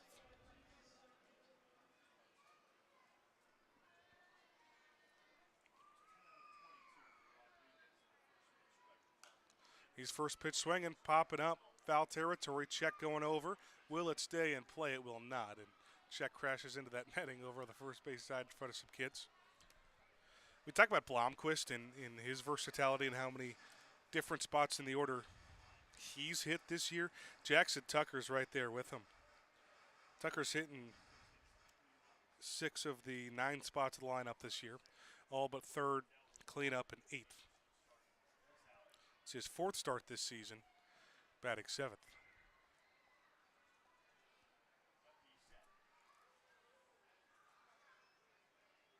Waits the 0-1. It's going to hit it into center, but right at Caleb Ketchup. Couple of back pedals. He'll have it, though, for out number 3. Florence promising, getting the first 2 on base, put a double play and a fly out, get Colt Anderson out of it. Nice strand 1. We go to the 6th, 3-2 Florence lead on the Frontier League Network, powered by HTN.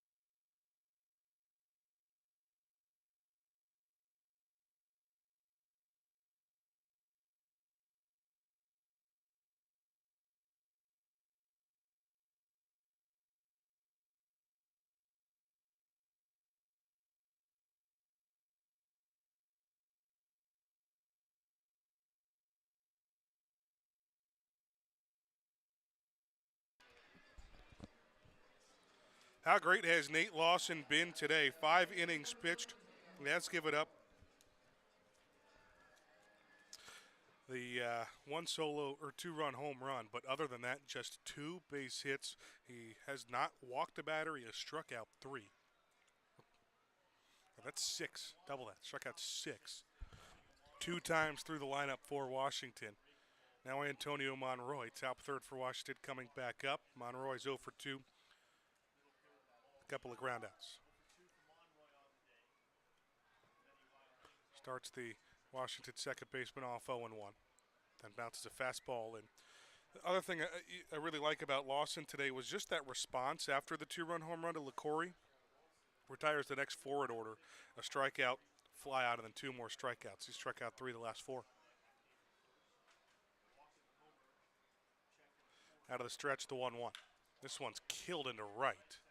Rushford's going back. He's at the track. He's looking up, and that ball is out of here. Washington doing damage with the long ball once again. A solo shot this time for Antonio Monroy, his 3rd of the season. And Washington ties this game up and the top of the 6th.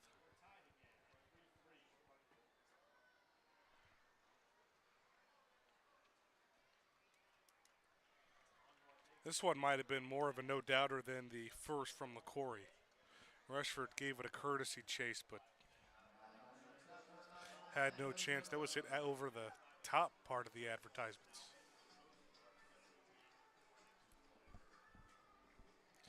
That's how Washington leads off the 6th and starts the 3rd time through the order against Lawson. Now Benjamin Rosengard, who has the only hit that's not a homer off of Lawson today. Change up down the middle of the plate for a strike. Rosengard, the shortstop.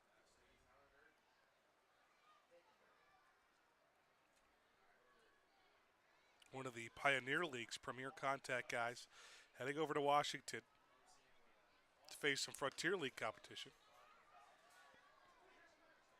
Punches opposite way, foul, down 0-2.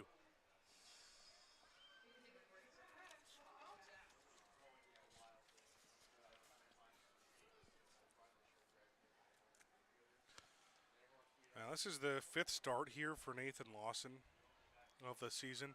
There has been a home run in all of them. Home run numbers have come down a little bit after 2 at his first start, 3 at his second start.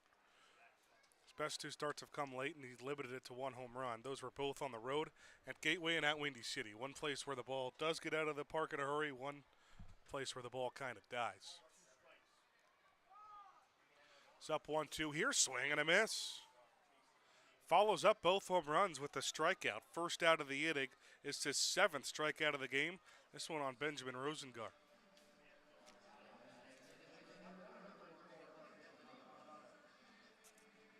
Now he's got to face this tough part of the lineup. Mercado, Check, and LaCorey. Got Mercado to strike out last time. 0 for 2. 3-3 tie here in the top of the 6th. Florence out hitting Washington 6-3. This one's punched opposite way. Rushford going towards the line as tailing foul gets out of play.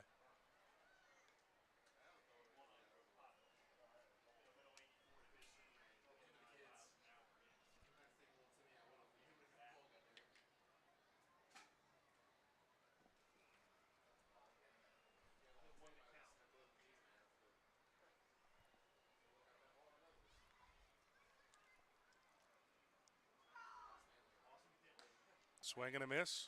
Also pumping that fastball at 89, and he's really catching Washington hitters off guard and kind of off timing, and I think part of it is how he's changing up his tempo a little bit. Waited a really long time before throwing that 0-1. Going to go quicker with this 0-2. It's left upstairs for ball 1 to Mercado.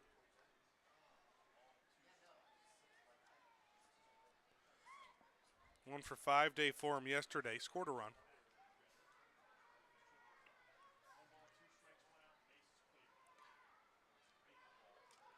Count even up at 2-2. Mercado barely wiggled the bat. Kari Gach says did not go. Lawson splitting time in college between Eastern and Western Kentucky. His senior season and best season came in, what's considered the better program, Western Kentucky. Swing and a miss again, number 9 for Nate Lawson. He is dealing right now. Take out the 2 home runs. And he has struck out 4 of the last 5 around that solo shot for Monroy. He has had 2 strikeouts in every inning since the 3rd. Now 2 down for Andrew Check, who almost gets hit on the first pitch.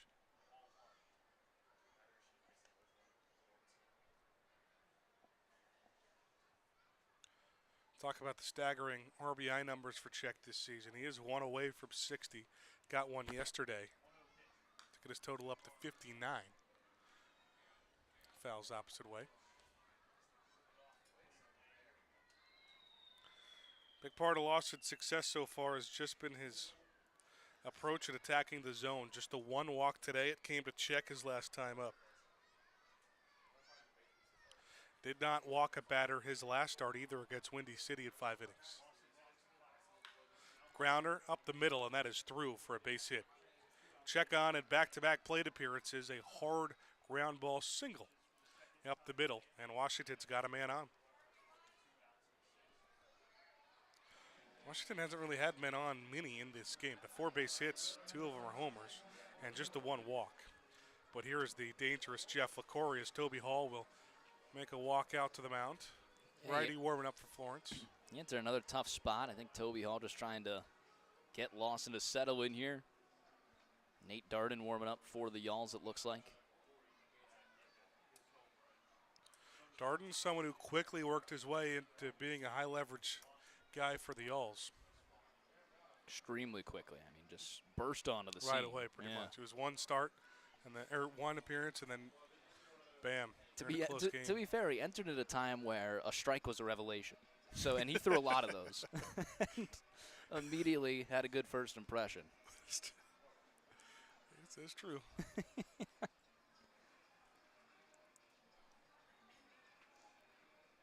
Hall slowly walking back to the dugout and looking down the left field bullpen to see if his guy's ready yet. Does it look like there's 2 guys throwing? Is it just me? Am I seeing things? No, we only got 1 pen out there. We got 1 Someone's mound. standing right in front of him. LaCorey goes after the first pitch and lines it right into the glove of Jackson Tucker. Pretty good mound meeting there for Toby Hall. That gets Lawson out of the inning, but a solo home run from Monroy ties this game right back up. It's 3-3, go to the bottom of the 6th. Florence to try to take the lead back on the Frontier League Network, powered by HTN.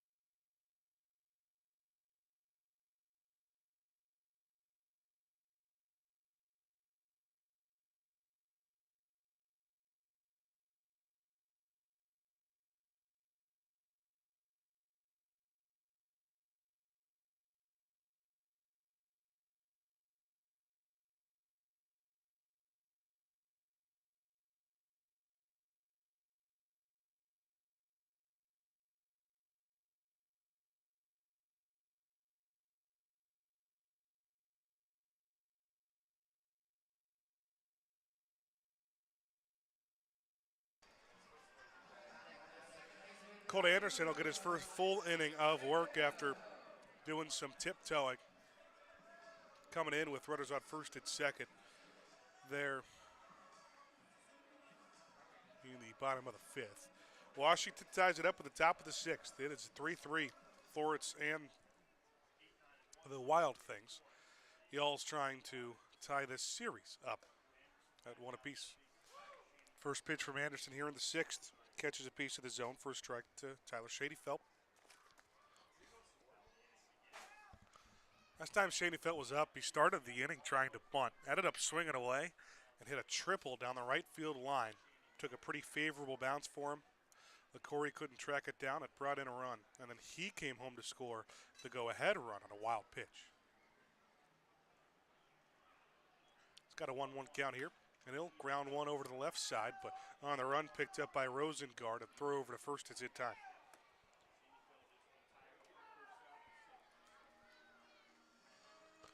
Shadyfelt down. Now Zach Beadle for the third time today.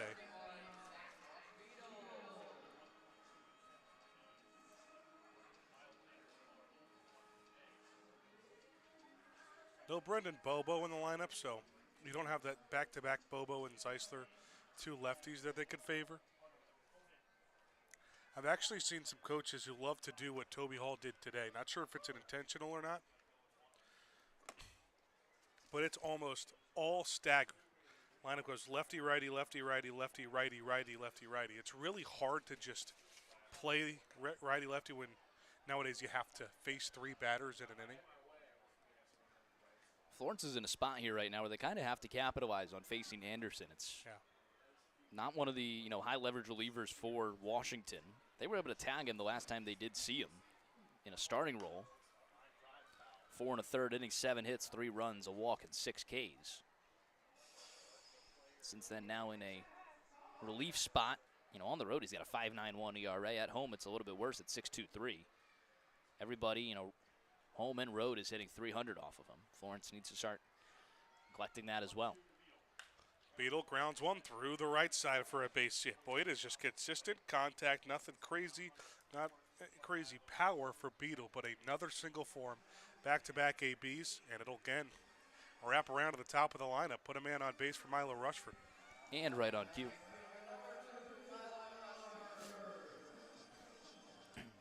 Spoken into existence. That's what we try to do here. Rushford, it hasn't been his series, 1 for 6 so far. Did walk twice yesterday, but hasn't seen the base paths yet today. And a tie 3-3 game. 1 out, 1 on. First pitch outside to Rushford. You think leadoff spot's a good role for Milo? You know what? If there was a part of the lineup I didn't mind. Grounder up the middle. This could be 2. Tough flip on a high flip. Throw to first is low, but Check keeps it off the ground for the double play completed. 4-6-3. Monroy to Rosengard to Check. And that is how Florence goes down in the 6th. Unconventional 1-2-3. Still 3-3. Go to the 7th. The Frontier League Network powered by HTN.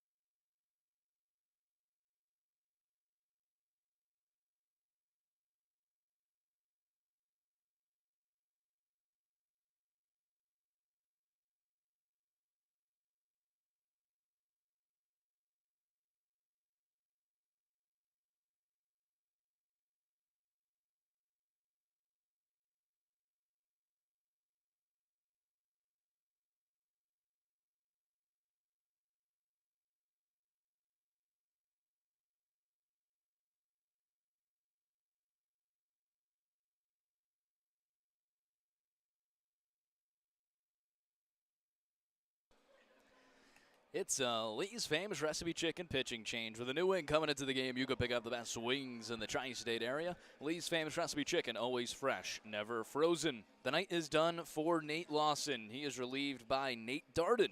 Nate Lawson had a great outing. Let's see if Darden can keep it going. 6 innings pitched, 4 hits, 3 runs, a walk, and season-high 9 punch-outs for Lawson. A tip of the cap to him. 2 home runs were the lone deficit for Lawson as he kept a very good Washington team at bay. Florence trying to have the bullpen follow suit. They'll head to one of their high-leverage relievers in Nate Darden. Yeah, how great was Lawson today? The strikeout numbers were not a lot of runners left on base. The strikeout numbers at 9 Ks. That's a very good spot there for Lawson. It's just a strikeout beneath the season high for any Florence pitcher. Yeah, those were telling. I think what was also telling was his response after the 2 home runs given up. Misses at the top of the zone with 92 there. Darden now on the mound for Florence. Darden has had a very good start to his professional career. 1-0. Misses upstairs. I was actually thinking about this. Darden will be one of the few players draft eligible right now. Florence does not have many players that came directly from college. Darden would be one of them. Yeah. And obviously, pitching well enough to where, hey, that might deserve some recognition. That one's fouled away. Caleb Ketchup is the batter. 2-1 the count. Darden spent 2026 with Lamar. 0-0 record. 3 saves, a 4.56 ERA. 25 games, 25 2/3 innings pitched. 31 Ks to 17 walks. That 10.9 K per 9 has followed him over here to Florence. 2-1 misses downstairs. Not a lot of walks for Darden. 16 innings pitched, 11 hits, 7 runs, only 5 of them earned. 4 walks to 13 Ks. Of course, he does have a 3-1 count here. Let's see if he can bounce back. I want to get that out there before I have a broadcaster jinx. We've had too many of those this year. Lines delivers the 3-1, misses outside. 5-pitch walk to Caleb Ketchup. That'll put the go-ahead runner aboard to start off the outing for Darden. Darden's allowed about a hit in every single outing so far. Had just a stretch there with Evansville and Windy City. Was tagged for a few runs. Really battled back his last time out, July 2nd at Windy City. 2 innings pitched, a hit, no runs, a walk, and 2 Ks. Toby Hall is going to go speak to him immediately with that go-ahead runner aboard and a speedy one in Caleb Ketchup. So he's also going to have to figure out how to keep him over at first. This is the bottom of the order now that tagged Florence yesterday. They've been quiet today. 7-8-9 is combined 0 for 6 with 4 Ks. Cole Fowler, a ground out to second and a fly out to left.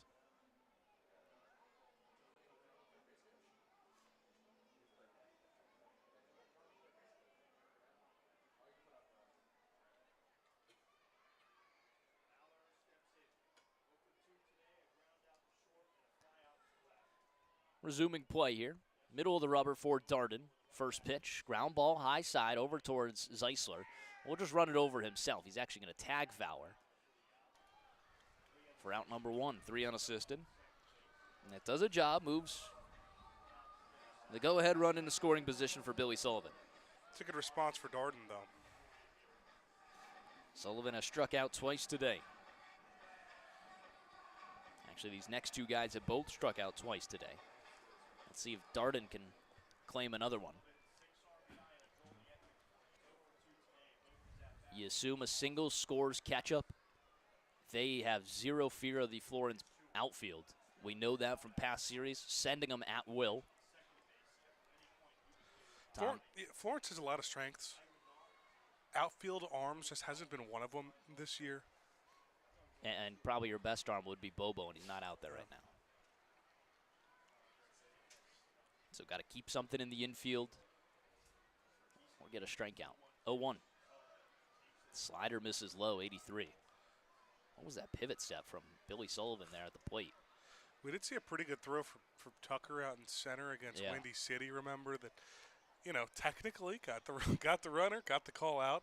It was one of those weird ones where Kyle Harbison said he didn't even put the tag down at the plate. Well, it was a Frontier League umpire call out there. Or the own catcher says, yeah, I didn't even touch him, actually. 2-1 the count.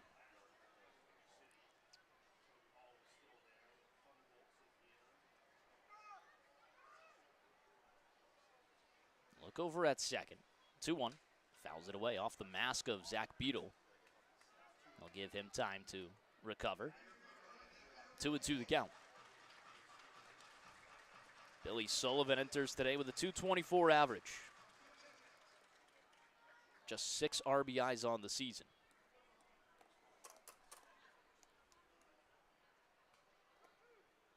Behind him is Sabater without an RBI this season. In a short clip. Darden, middle of the rubber from the stretch. The 2-2. Skies it out towards right center field. That's going to get down in the gap, and Washington will take a 4-3 lead. On the way to second is Billy Sullivan. And again, the bottom of the order makes Florence pay. Washington with 2 on answer to take the 4-3 lead. It's the tough part that we've seen from Florence these last, not just this series, but we've seen it the last couple of weeks, is guys who really should not be doing the damage, doing the impactful stuff. I mean, Sullivan, a .224 hitter. Talked about earlier on the broadcast how Washington's searching for any sort of offensive production out of their catchers, and one of them takes the lead right here. It's the bottom of the order. Jeff Sabater, 0 for 2 with 2 Ks. Darden has now coughed up the lead. It'll be the record on loss as it stands. That one's fouled away. Darden firing 93 down the heart of the plate, 1986 on the spin rate. Not a guy with a high spin rate on his fastball. And it's one where it's like, as long as it's a strike, no one really bats an eye.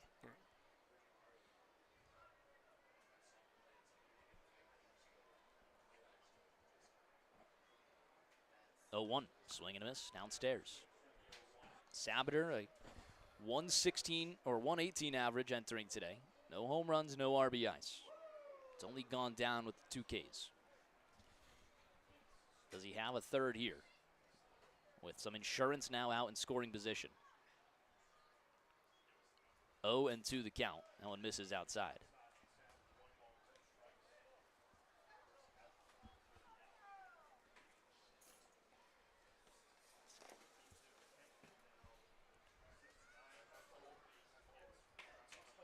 From the stretch. Middle of the rubber. Here's the 1-2 pitch. Misses upstairs. Darden looking for his first K. Had Sullivan with 2 strikes. Was not able to put him away. And Washington now takes the lead.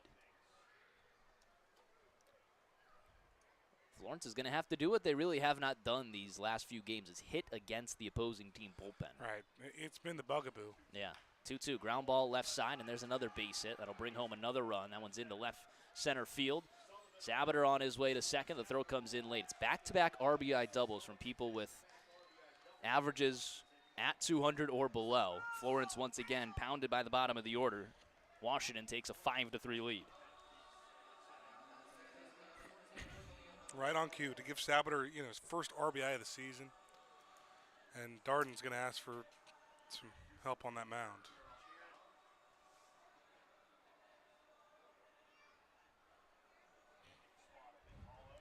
.92, bottom of the zone. Sabater just hunting a fastball. Able to get it there.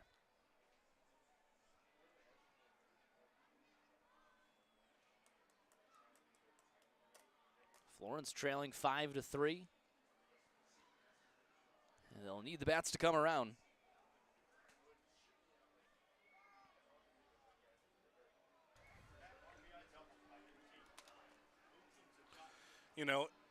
A lot of things could happen these next few innings in one way or the other, but you have a guy like Esteban Rodriguez who literally coming into this game. This is his best outing. Yeah, had not had a start where he's given up less than 4 earned runs. Yeah. That came, the one time where he only gave up 4 earned runs, came in just 2 innings pitched. I'll say a pitch clock violation. 1-0 the count.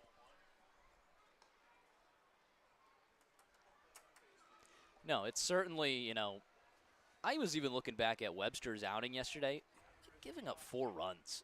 Florence or giving up 4 runs in his outing across 6 innings. The Y'all's offense just has to be able to support that, and they clearly did not.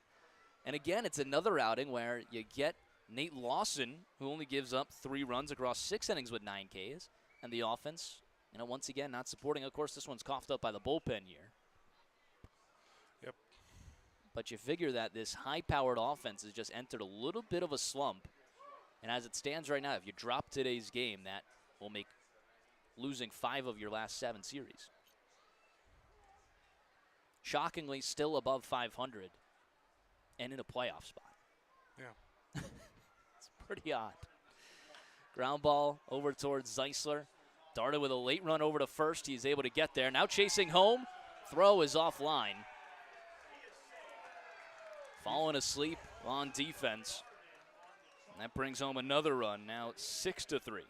I mean, and that's just really good heads-up base running by Sabater. And understanding that pitcher might be one who, like you said, just falls asleep a little bit. He didn't fall asleep a ton on that. I think he should have got there sooner. It was a late break. You also just understand that's kind of a tough throw for a pitcher to make. Oh, yeah, no, I don't. I think if you just get there sooner, able to turn around quicker, you hold the runner at third. Yeah, runner probably never goes. There's another ground ball to first, and he runs into the umpire. Wow. Well, I have not seen that. They kind of needed it to be a foul ball. I don't or even else know if it was. that'd be a lot of argument from Florence. Yeah. Yeah. Washington's first base coach really didn't think it was. Whoa.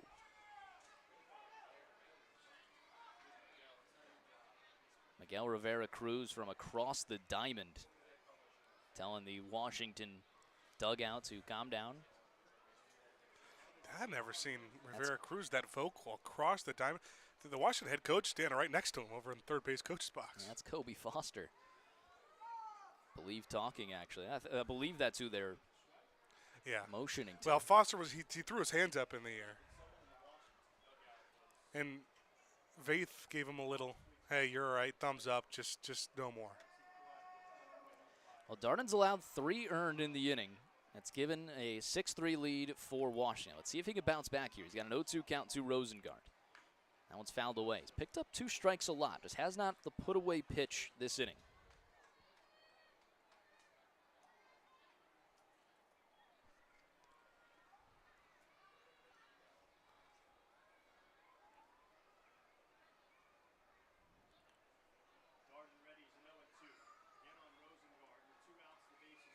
Here's the 0-2 ground ball right side. That's another base hit. Third of the inning against Darden. Rosengard gets his second hit of the day. Runner on first and 2 outs now for Anthony Bricado. They're just seeing Darden really well today. It's not too much of an issue around the zone. Darden, probably put that one a little too middle, and this will be it. Yep. End of the line for Darden. That is going to be his toughest outing on the season.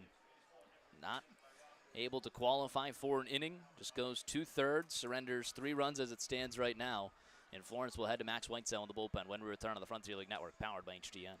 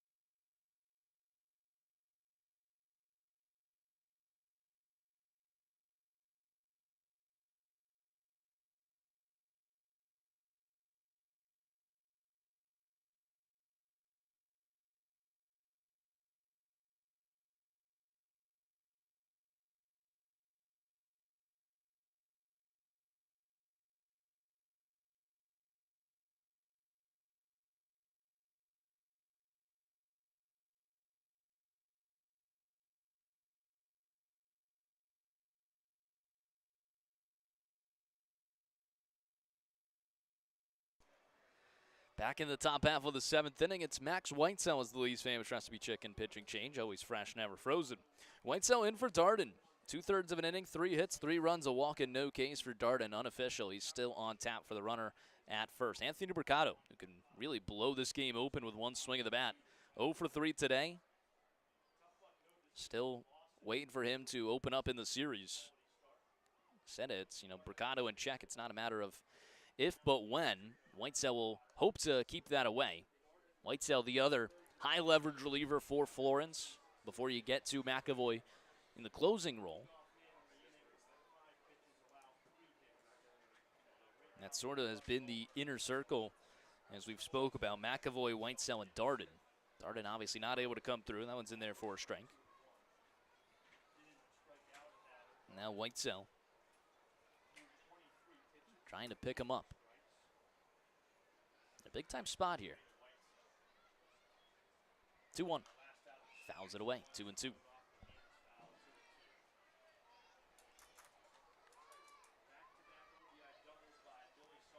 Six to 3, Washington leads. They've scored 3 in this inning. Florence has dropped this one late.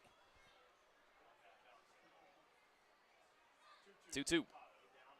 Slider misses downstairs. Tall task for the offense, too, because Washington could throw those high-leverage guys right back out there.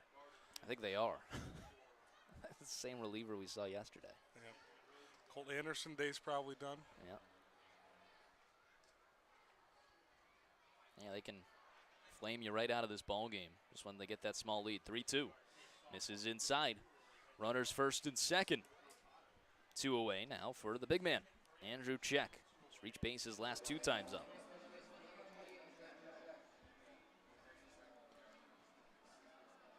Whitesell, another guy who tends to get out of a lot of tough situations, but doesn't always look pretty.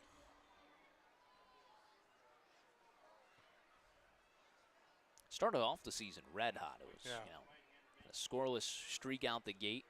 He got hit around a little bit, and has had his up and down outing since then. Dealing with a little bit of injuries, too, at the very beginning of the season. Yeah. Fastball misses just a hair inside. 90 miles per hour there from Whitesell. The Wright State alum out of Dayton. 1-0, misses outside. His brother Miles is going to follow him and play here at Thomas More Stadium for the Thomas More Saints. It's pretty interesting when your brother is playing for the first base coach of the Yalls. There's a lot 2-0 swing and a miss. Of kind of overlap between the Yalls and Thomas More, too. Cole Schaefer, Thomas More head coach, also coaches first base for Florence. Yeah. Brendan Hunt, one of the analytics guys for Florence, assistant coach for Thomas More, too. Yeah, currently up here. The box with us. That one's skied out towards shallow left field. In comes Marcus Brodell. Out goes Blomquist. Brodell with the call off, and he makes the grab to end the inning. 3 runs come across for Florence. Back against the wall, trailing 3. They got 9 outs to play with. Can they come back when we return on the Frontier League Network, powered by HTN?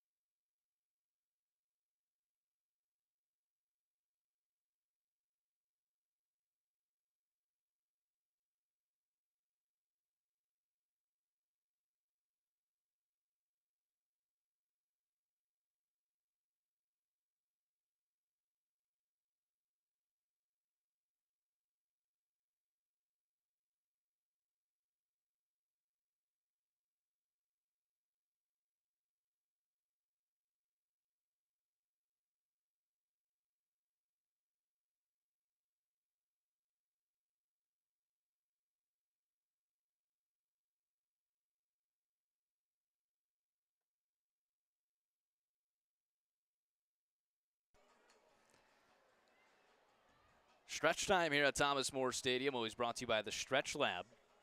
Their team of highly trained flexologists will give you a deeper stretch than you can ever achieve on your own. Visit stretchlab.com to find a location near you today. Zayd Richardson, Hank Zeisler, and Brett Blomquist. Smells like runs to me. Florence trailing 6-3 here in the bottom of the 7th. Still going to be Colt Anderson. Why not? He is the left-handed reliever on hand.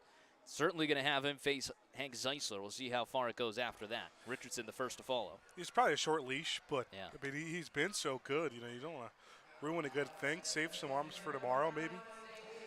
We mentioned, Anderson, not one of the high leverage guys for Washington. He's been, hit around by a lot of people. 300, batting average against him at home and on the road. Florence just one hit so far against the lefty. First pitch in there for strength to Richardson. He's looking for his first hit of the day.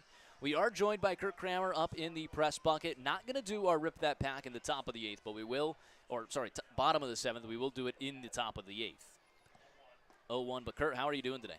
Gentlemen, I'm great. Always good to be up in the bucket today. Great afternoon for baseball here at Thomas More. Certainly a calmer day at the ballpark, not the 3,275 we saw yesterday. Ooh, doggy. Two-hopper over towards the shortstop. Rosengard cleanly. Throw on to first is in time. 6-3 on the put away. Yeah, that was a heck of a night we had last night here. Good night here at Thomas More. We didn't get a y'all's win, but busy crowd here. Certainly only care about the y'all's win. I definitely have a hot dog hangover from Tuesday hot dogs, $2 dogs on Tuesdays. Have you gone down the slide yet? I have not hit the slide this season. Maybe after this game. I tell you what, Kurt, if we pull an autograph in the Rip That Pack, you're going down, not that slide, the water slide. Deal.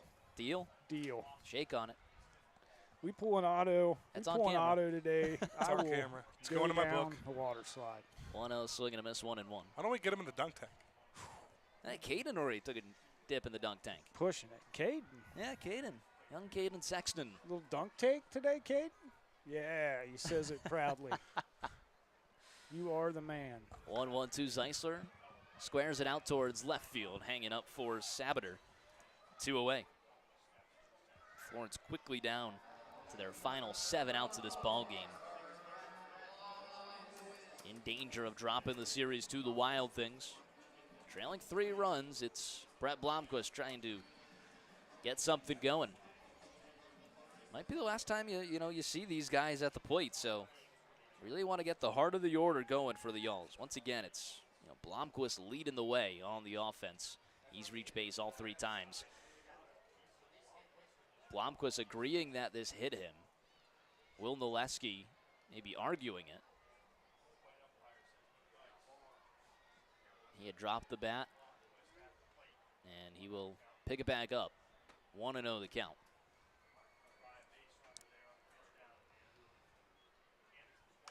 That one's fouled away. Holy Donuts back here once again, or is that just, they left that overnight? They were here last night. Yeah. I did score a little Holy Donuts last night. The clubhouse did as well. They are awesome. They came over with a full tray, and thankfully I was actually in the clubhouse when it came in. I was like, oh, yeah, this is great. 1-1, fouls it away, 1-2. It's tough to beat a fresh donut. Yeah, certainly. Throw a cold, tasty beer on there. Now you're cooking with gas. Donuts and beer. That huh? might, yeah, that's It's one of my favorites. cooking with gas, sure. Beer and donuts. Beer and donuts. Different kind of gas. That sounds like, that's probably a big hit in like Germany or something. 1-2, ground ball, left side foul. I'm pretty sure any food goes with beer in Germany. I was in Belgium for a few months myself, and that is the most beer I've ever drinking in a 2-month period. Are you allowed to say Belgium on the broadcast after they Yeah, I was going to say, you don't bring that up, Kurt. took down Team USA? Not yet. Little sore. One hopper over to the shortstop. Throw on to first is in time. The heart of the order goes down 1-2-3 quickly to Colt Anderson. Heading to the top of the 8th, they trail 6-3 when we return on the Frontier League Network, powered by HTN.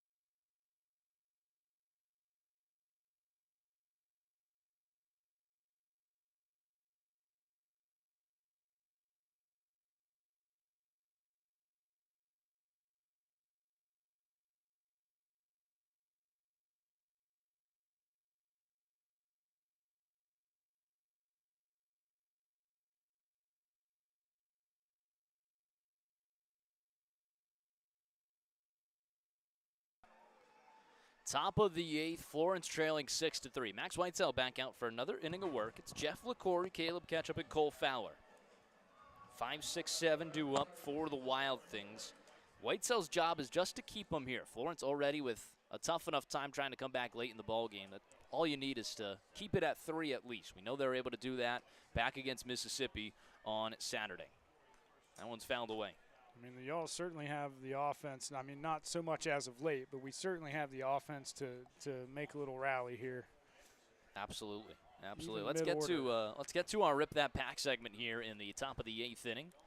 I'm going to dive right in the middle there. Dive right in the middle, and you could do the honors after winning yesterday. 0-1 is skied out towards left field. Tucker to his right, just a few steps in the gap. Makes the grab for out number 1. And that'll bring up Caleb Ketchup, who's 0 for 2 with a walk and a run scored. I might be going all base here. You might have You have to have a Stars of the MLB on the back. I guess that is base. It is base to me. Anyone who tries to say that otherwise just don't know the game. Brent Ruker might be the best card I've pulled in here. Duran? Yeah, I mean, Bupkis. I would even say Stars of the MLB Bryce Matthews is a star. I mean, you gotta be kidding me, top 75. I mean, I was looking forward to a water slide trip. 0-1 is the count to Caleb Ketchup. I'm starting off with Kyle Brandish. Freddie Peralta, how about his season so far? Acquired in a big-time trade over the offseason from the Brewers to the Mets. He has certainly just slacked for the Mets so far. And find themselves in dead last of the NL East, and yes, that feels great to say. It does. That's what a lot of people do when they go to the Mets.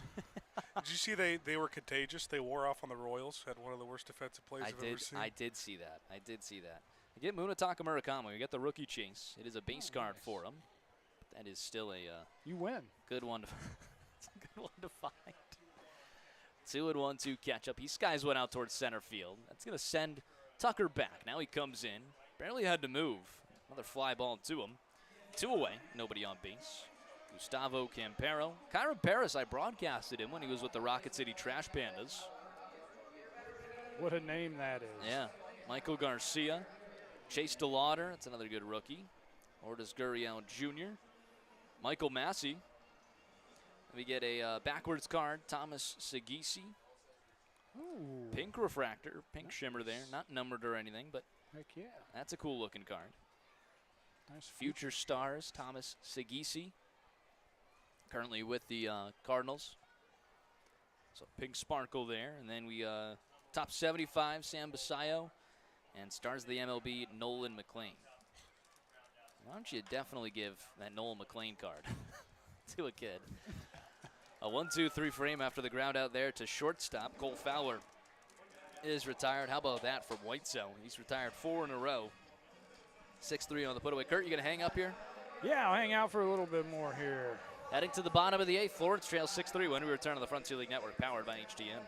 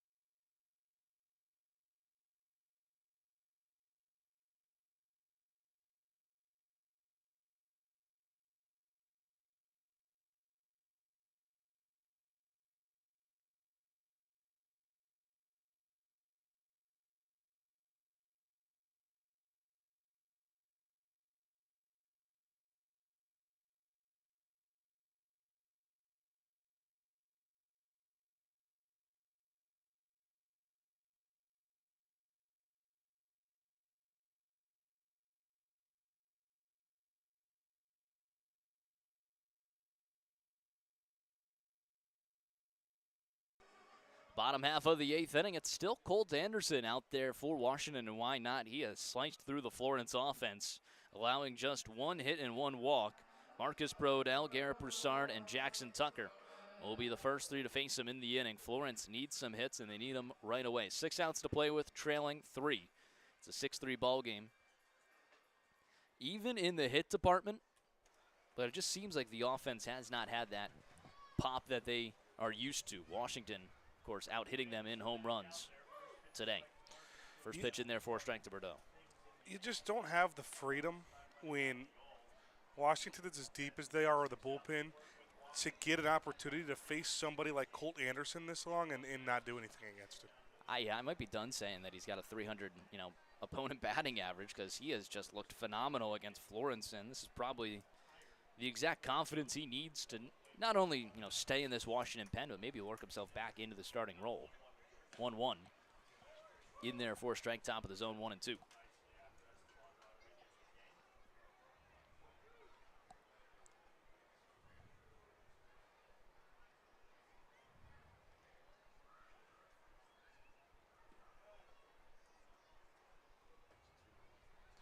So I missed it, kind of. Well, Rory, you won, right? Yes. So we're easy victory today for Mr. Tettemer.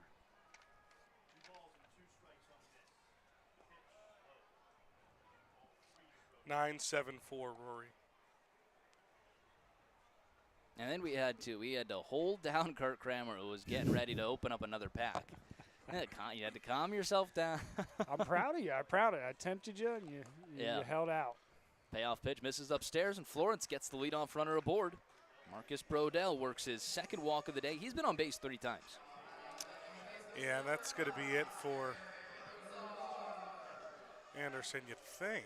Although I was premature on one yesterday. They will make the move.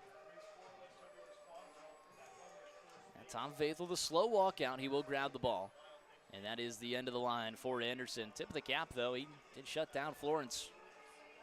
Let's see what reliever we get when we return to the Frontier League Network, powered by HDN.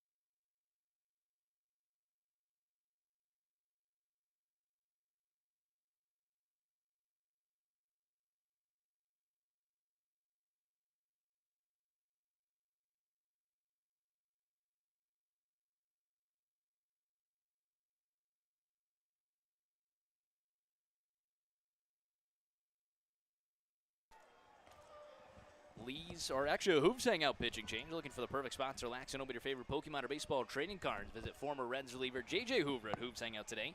405 Washington Street, Suite D in Alexandria.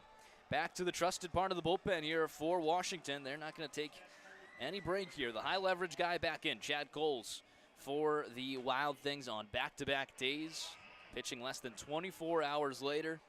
It will be in for Colt Anderson, who did have a pretty calm outing. 3 innings pitched, 1 hit, no runs, 2 walks, and no Ks.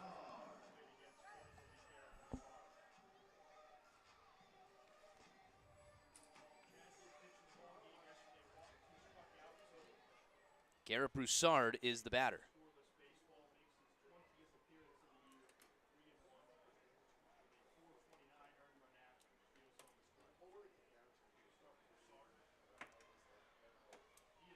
Oh and 1 the count. Broussard singled in his first at-bat today. Since then, he's flied out to left and grounded out into a double play.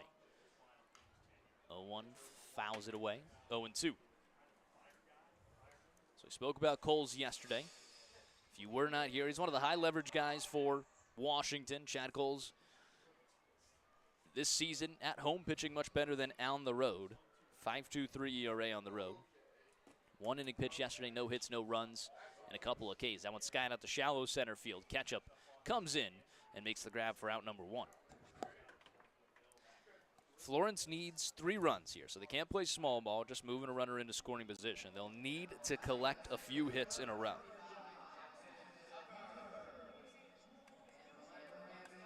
Jackson Tucker is the batter. He doubled to start off the 4th. That's the only real run production Florence has had. His double and Tyler Shaney fell with the RBI triple. Other than that, Marcus Brodell did help out in the 3rd after they were given 2 free bases, a hit by pitch and a walk. But Florence manufacturing runs there, that would be it. Tucker and Shaney fell. There's a ground ball that should end the inning. Double play, throw to second, one, relay to first. And just like that, 6-4-3 put away, unconventional 1-2-3 for Florence. The light is dwindling for the Yalls. Trying not to drop another series. Max Whitesell hoping for another clean frame when we return on the Frontier League Network powered by HDN. Kurt, yeah, staying stick on? around for another Why one. not? That one was so fast, I feel like Yes, I got it to was. stick around. Yes, it was. We'll see you for the 9th.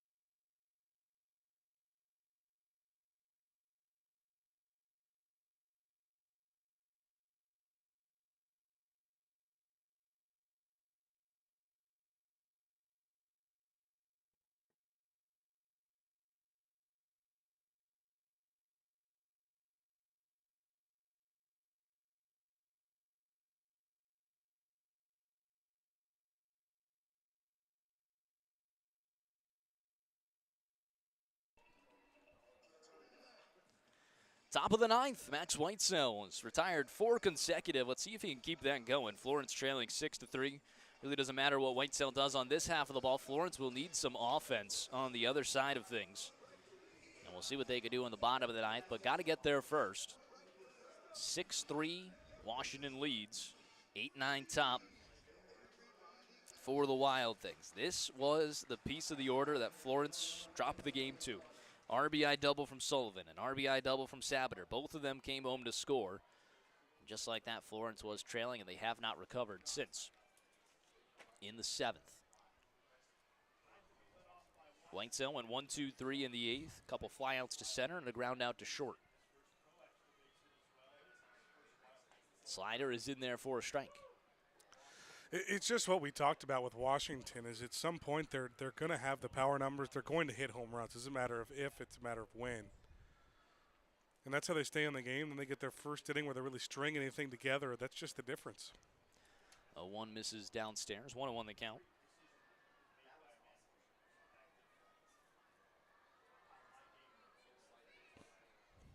Well, Ben, you know, we also have some more excitement for us a little later today. We do have the Reds-Phillies game tonight. Florence, you know, if they drop today, I hope that the Phillies would come back and win. That way I'm not 0-2 on the day. One of us has got to be able to. One of us will be, you're right. That one misses upstairs. I don't know what this is for Billy Sullivan. He takes like a slide out. It's weird. Yeah, it's, you know, almost like a Soto shuffle, but just outside the box. It is odd. Especially when you're supposed to keep both feet inside, or 1 foot inside the box at all times. That one's skied high out towards shallow left field. Broussard in foul territory is called off by Blomquist, who's able to make the grab for out number 1.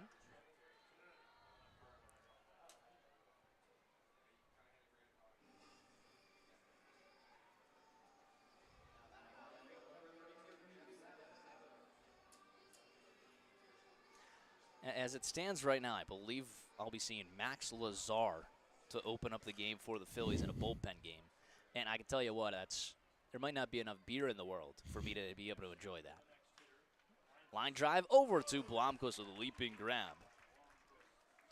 Reds do have Burns. I'm happy about that. Yeah, I know you guys got the ace and all-star going. We'll be down that, third base left field line. Corey's already saying he's going to give a hard time to Brandon Marsh. I'm going to have to protect him. Call the dogs off on. Will you be giving a hard time to J.J. Bleday or whoever's in left today? Boy, don't have to say much. That one's in there for a strike. Although Bleday still having a good season. I mean, not the rate that he was on before, but it's still got really good numbers. Will you guys be selling or buying at the deadline? 0-1, swing and a miss, 0-2.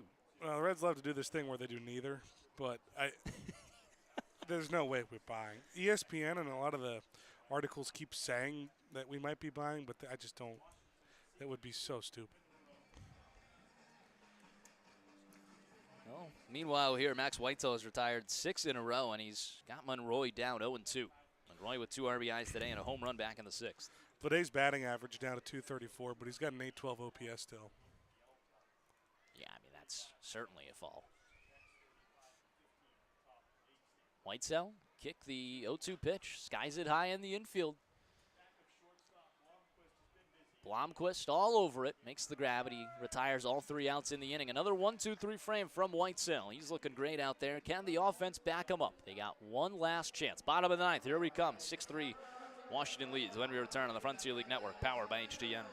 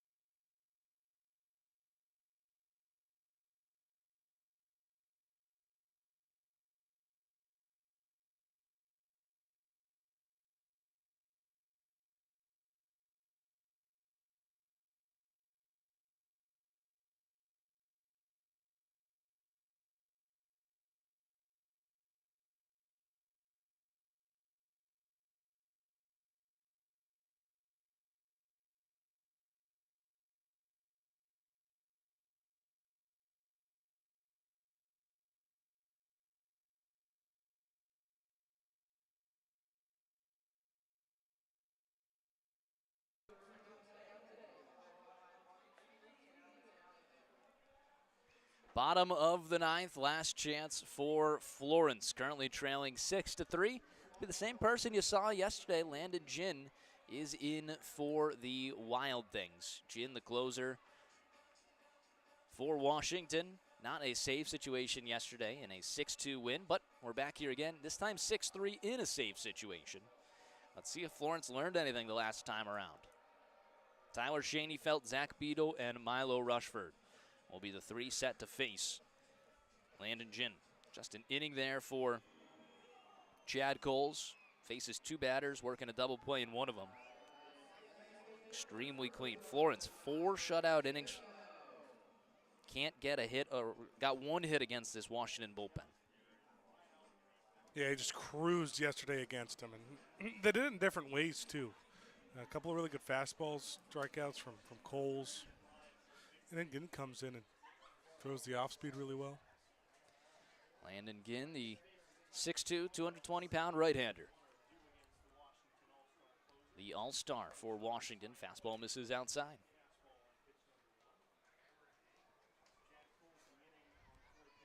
Tyler Schoenfeld today, 1 for 3, had the RBI triple in the 4th. Mentioned that was really the only run production for the Y'alls, him and Marcus Brodell with RBI knocks.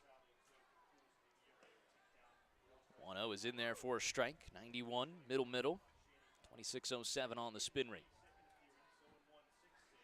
When is the last post-game interview we had.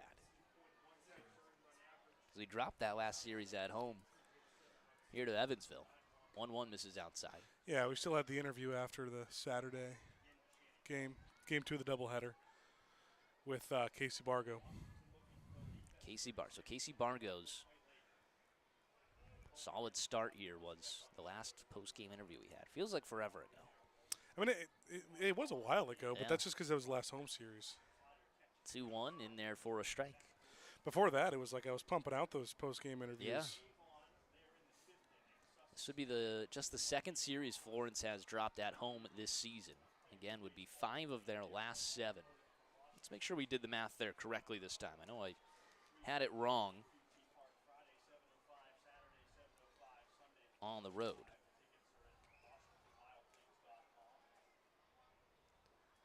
2-2 to Schoenfeld. This is downstairs. Now a full count.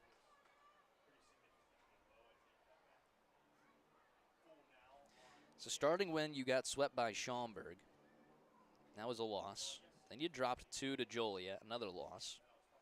You were able to win against Gateway, just a 2-game series. 3-2, check swing, grounds it over to the second baseman. Glove flip on to first is in time. 4-3 on the put away of Schoenfeld. Y'all's down to their final 2 outs. Then you drop the series to Evansville at home. So that's 3 of your last 4. Able to win that series against Windy City, 3 of your last 5. Then you drop the series to Mississippi, 4 of your last 6. This would be 5 of your last 7 series. Yep. First pitch to Beetle is in there for a strike. You'd like to think and really emphasize the strength of schedule eases up a bit coming up. Again, I touched on it earlier.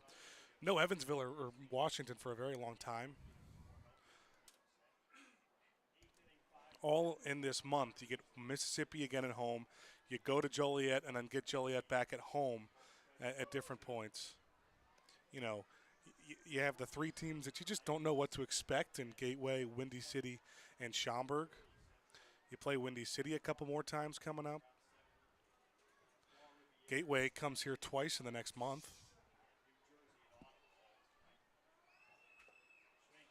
And Sussex. A miss there from Beetle. Yeah, right. In and out of the glove of the catcher. Throw on to first is in time for the drop third strike. In Sussex County and Brockton, both sub-500 records in what we talk about. The Atlantic Conference is just not quite the same beast as the Midwest. No, I would love to play in the Atlantic. Florence made pretty good work of New Jersey, who's, as it stands, the 3 seed in the Atlantic Division right now.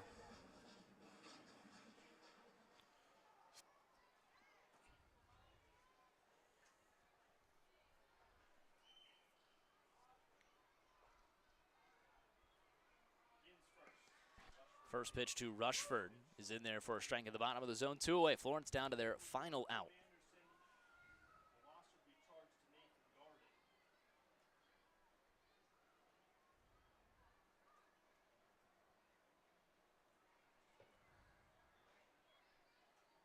A 1.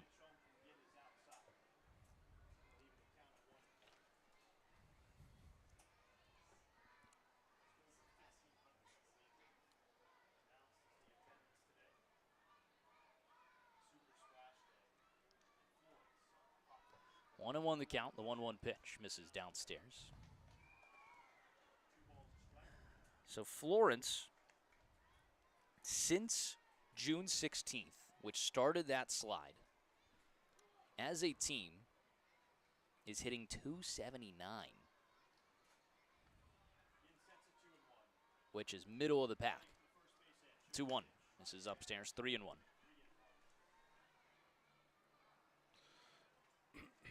And that doesn't sound terrible, but just compare it to what Florence was before that. Yeah, no, absolutely.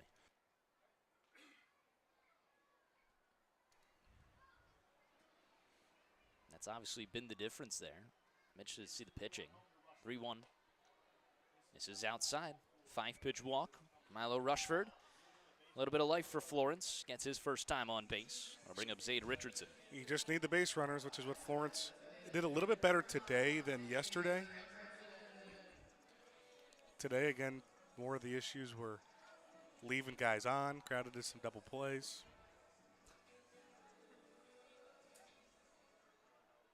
Well, Florence pitching does have the second worst ERA over that time as well. 7.07. Richardson skies one, shallow center field. Ketchup was way back. He races in and makes the grab. And Florence drops the series to Washington by a final here of 6-3 today. The loss will go to Nate Darden, giving up 3 runs in the 7th inning in relief of Nathan Lawson. The win will be covered by Colt Anderson and a save from Landon Ginn. 6-3 the final. They dropped 6-2 yesterday. And Florence will hope to not get swept tomorrow on what will be a traditional 6:51 start on a thirsty Thursday at Thomas More Stadium. Not much to go around. You know, the Y'alls can get some hits and, you know, keep that pretty even in that column, but didn't get the big one today. Washington had the 2 home runs. We mentioned Florence only with RBI knocks from Marcus Brodell and Tyler Schoenfeld. And they kept the strikeouts down. Not as many strikeouts, but still just a quiet offensive day, which we're not used to, especially here at Thomas More Stadium. They're going through one of those parts of the season where you combine the fact that they're not playing their best baseball with the teams that they're playing are really good. And, you know, it's how you respond to these sort of situations. You're going to have these streaks like this, going to have some losing streaks. What you just can't do is rack up getting swept. You cannot keep getting swept.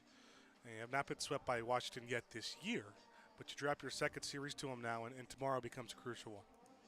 Florence will be just a game over 500 for the first time in a long time. You'd have to go all the way back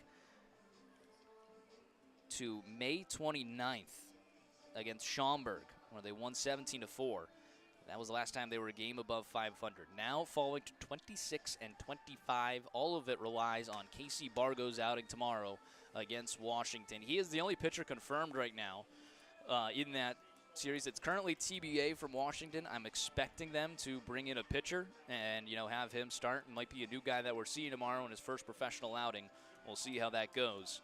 But Florence just drops another series here. Again, it's 5 of their last 7. And, you know, unfortunately wastes a very good start from Nate Lawson, who, you know, would be our player of the game. 6 innings pitched, 4 hits, 3 runs, 1 walk, and 9 Ks. 2 home runs were his, you know, only blemishes on the day. Nate Darden delivered one of his tougher outings of the season. Hopefully better things to come from the rookie. 2/3 of an inning, 3 hits, 3 runs, 1 walk, and no strikeouts. Max Whitesell in relief was dynamite. Ended his outing with retiring 7 in a row, with clean 1, 2, 3 innings in the 8th and 9th. Final thoughts, Ben? Big one tomorrow. And you got Casey Bargo, who's been pretty solid as of late. So an opportunity for Florence to just right the ship a little bit. And you want to start this early. You have 5 games before you head into the All-Star break. You get 4 of them against a team that you feel pretty confident despite being 0-2 against them. You could start that confidence building into the All-Star break by a win tomorrow. Yeah, no, certainly would love to, you know, start that All-Star break with a winning series. Maybe you can get into a little bit of a win streak here if you get the win tomorrow and see what happens in Joliet. Florence has not had many win streaks yet this season, so we'll be excited to see that. A 6-3 final today on Splash Day. Enjoy the rest of your day. I appreciate you guys tuning in on this morning, and hopefully it got you through a little bit more of your work day. The Y'alls will be back 6:51 on the first pitch tomorrow. You can catch all the games on the Frontier League Network powered by HTN, as well as the Florence Y'alls Radio Network. That's Ben Hauer. I've been Rory Tettemer, and until next time, saying so long, and y'all have a good rest of your day.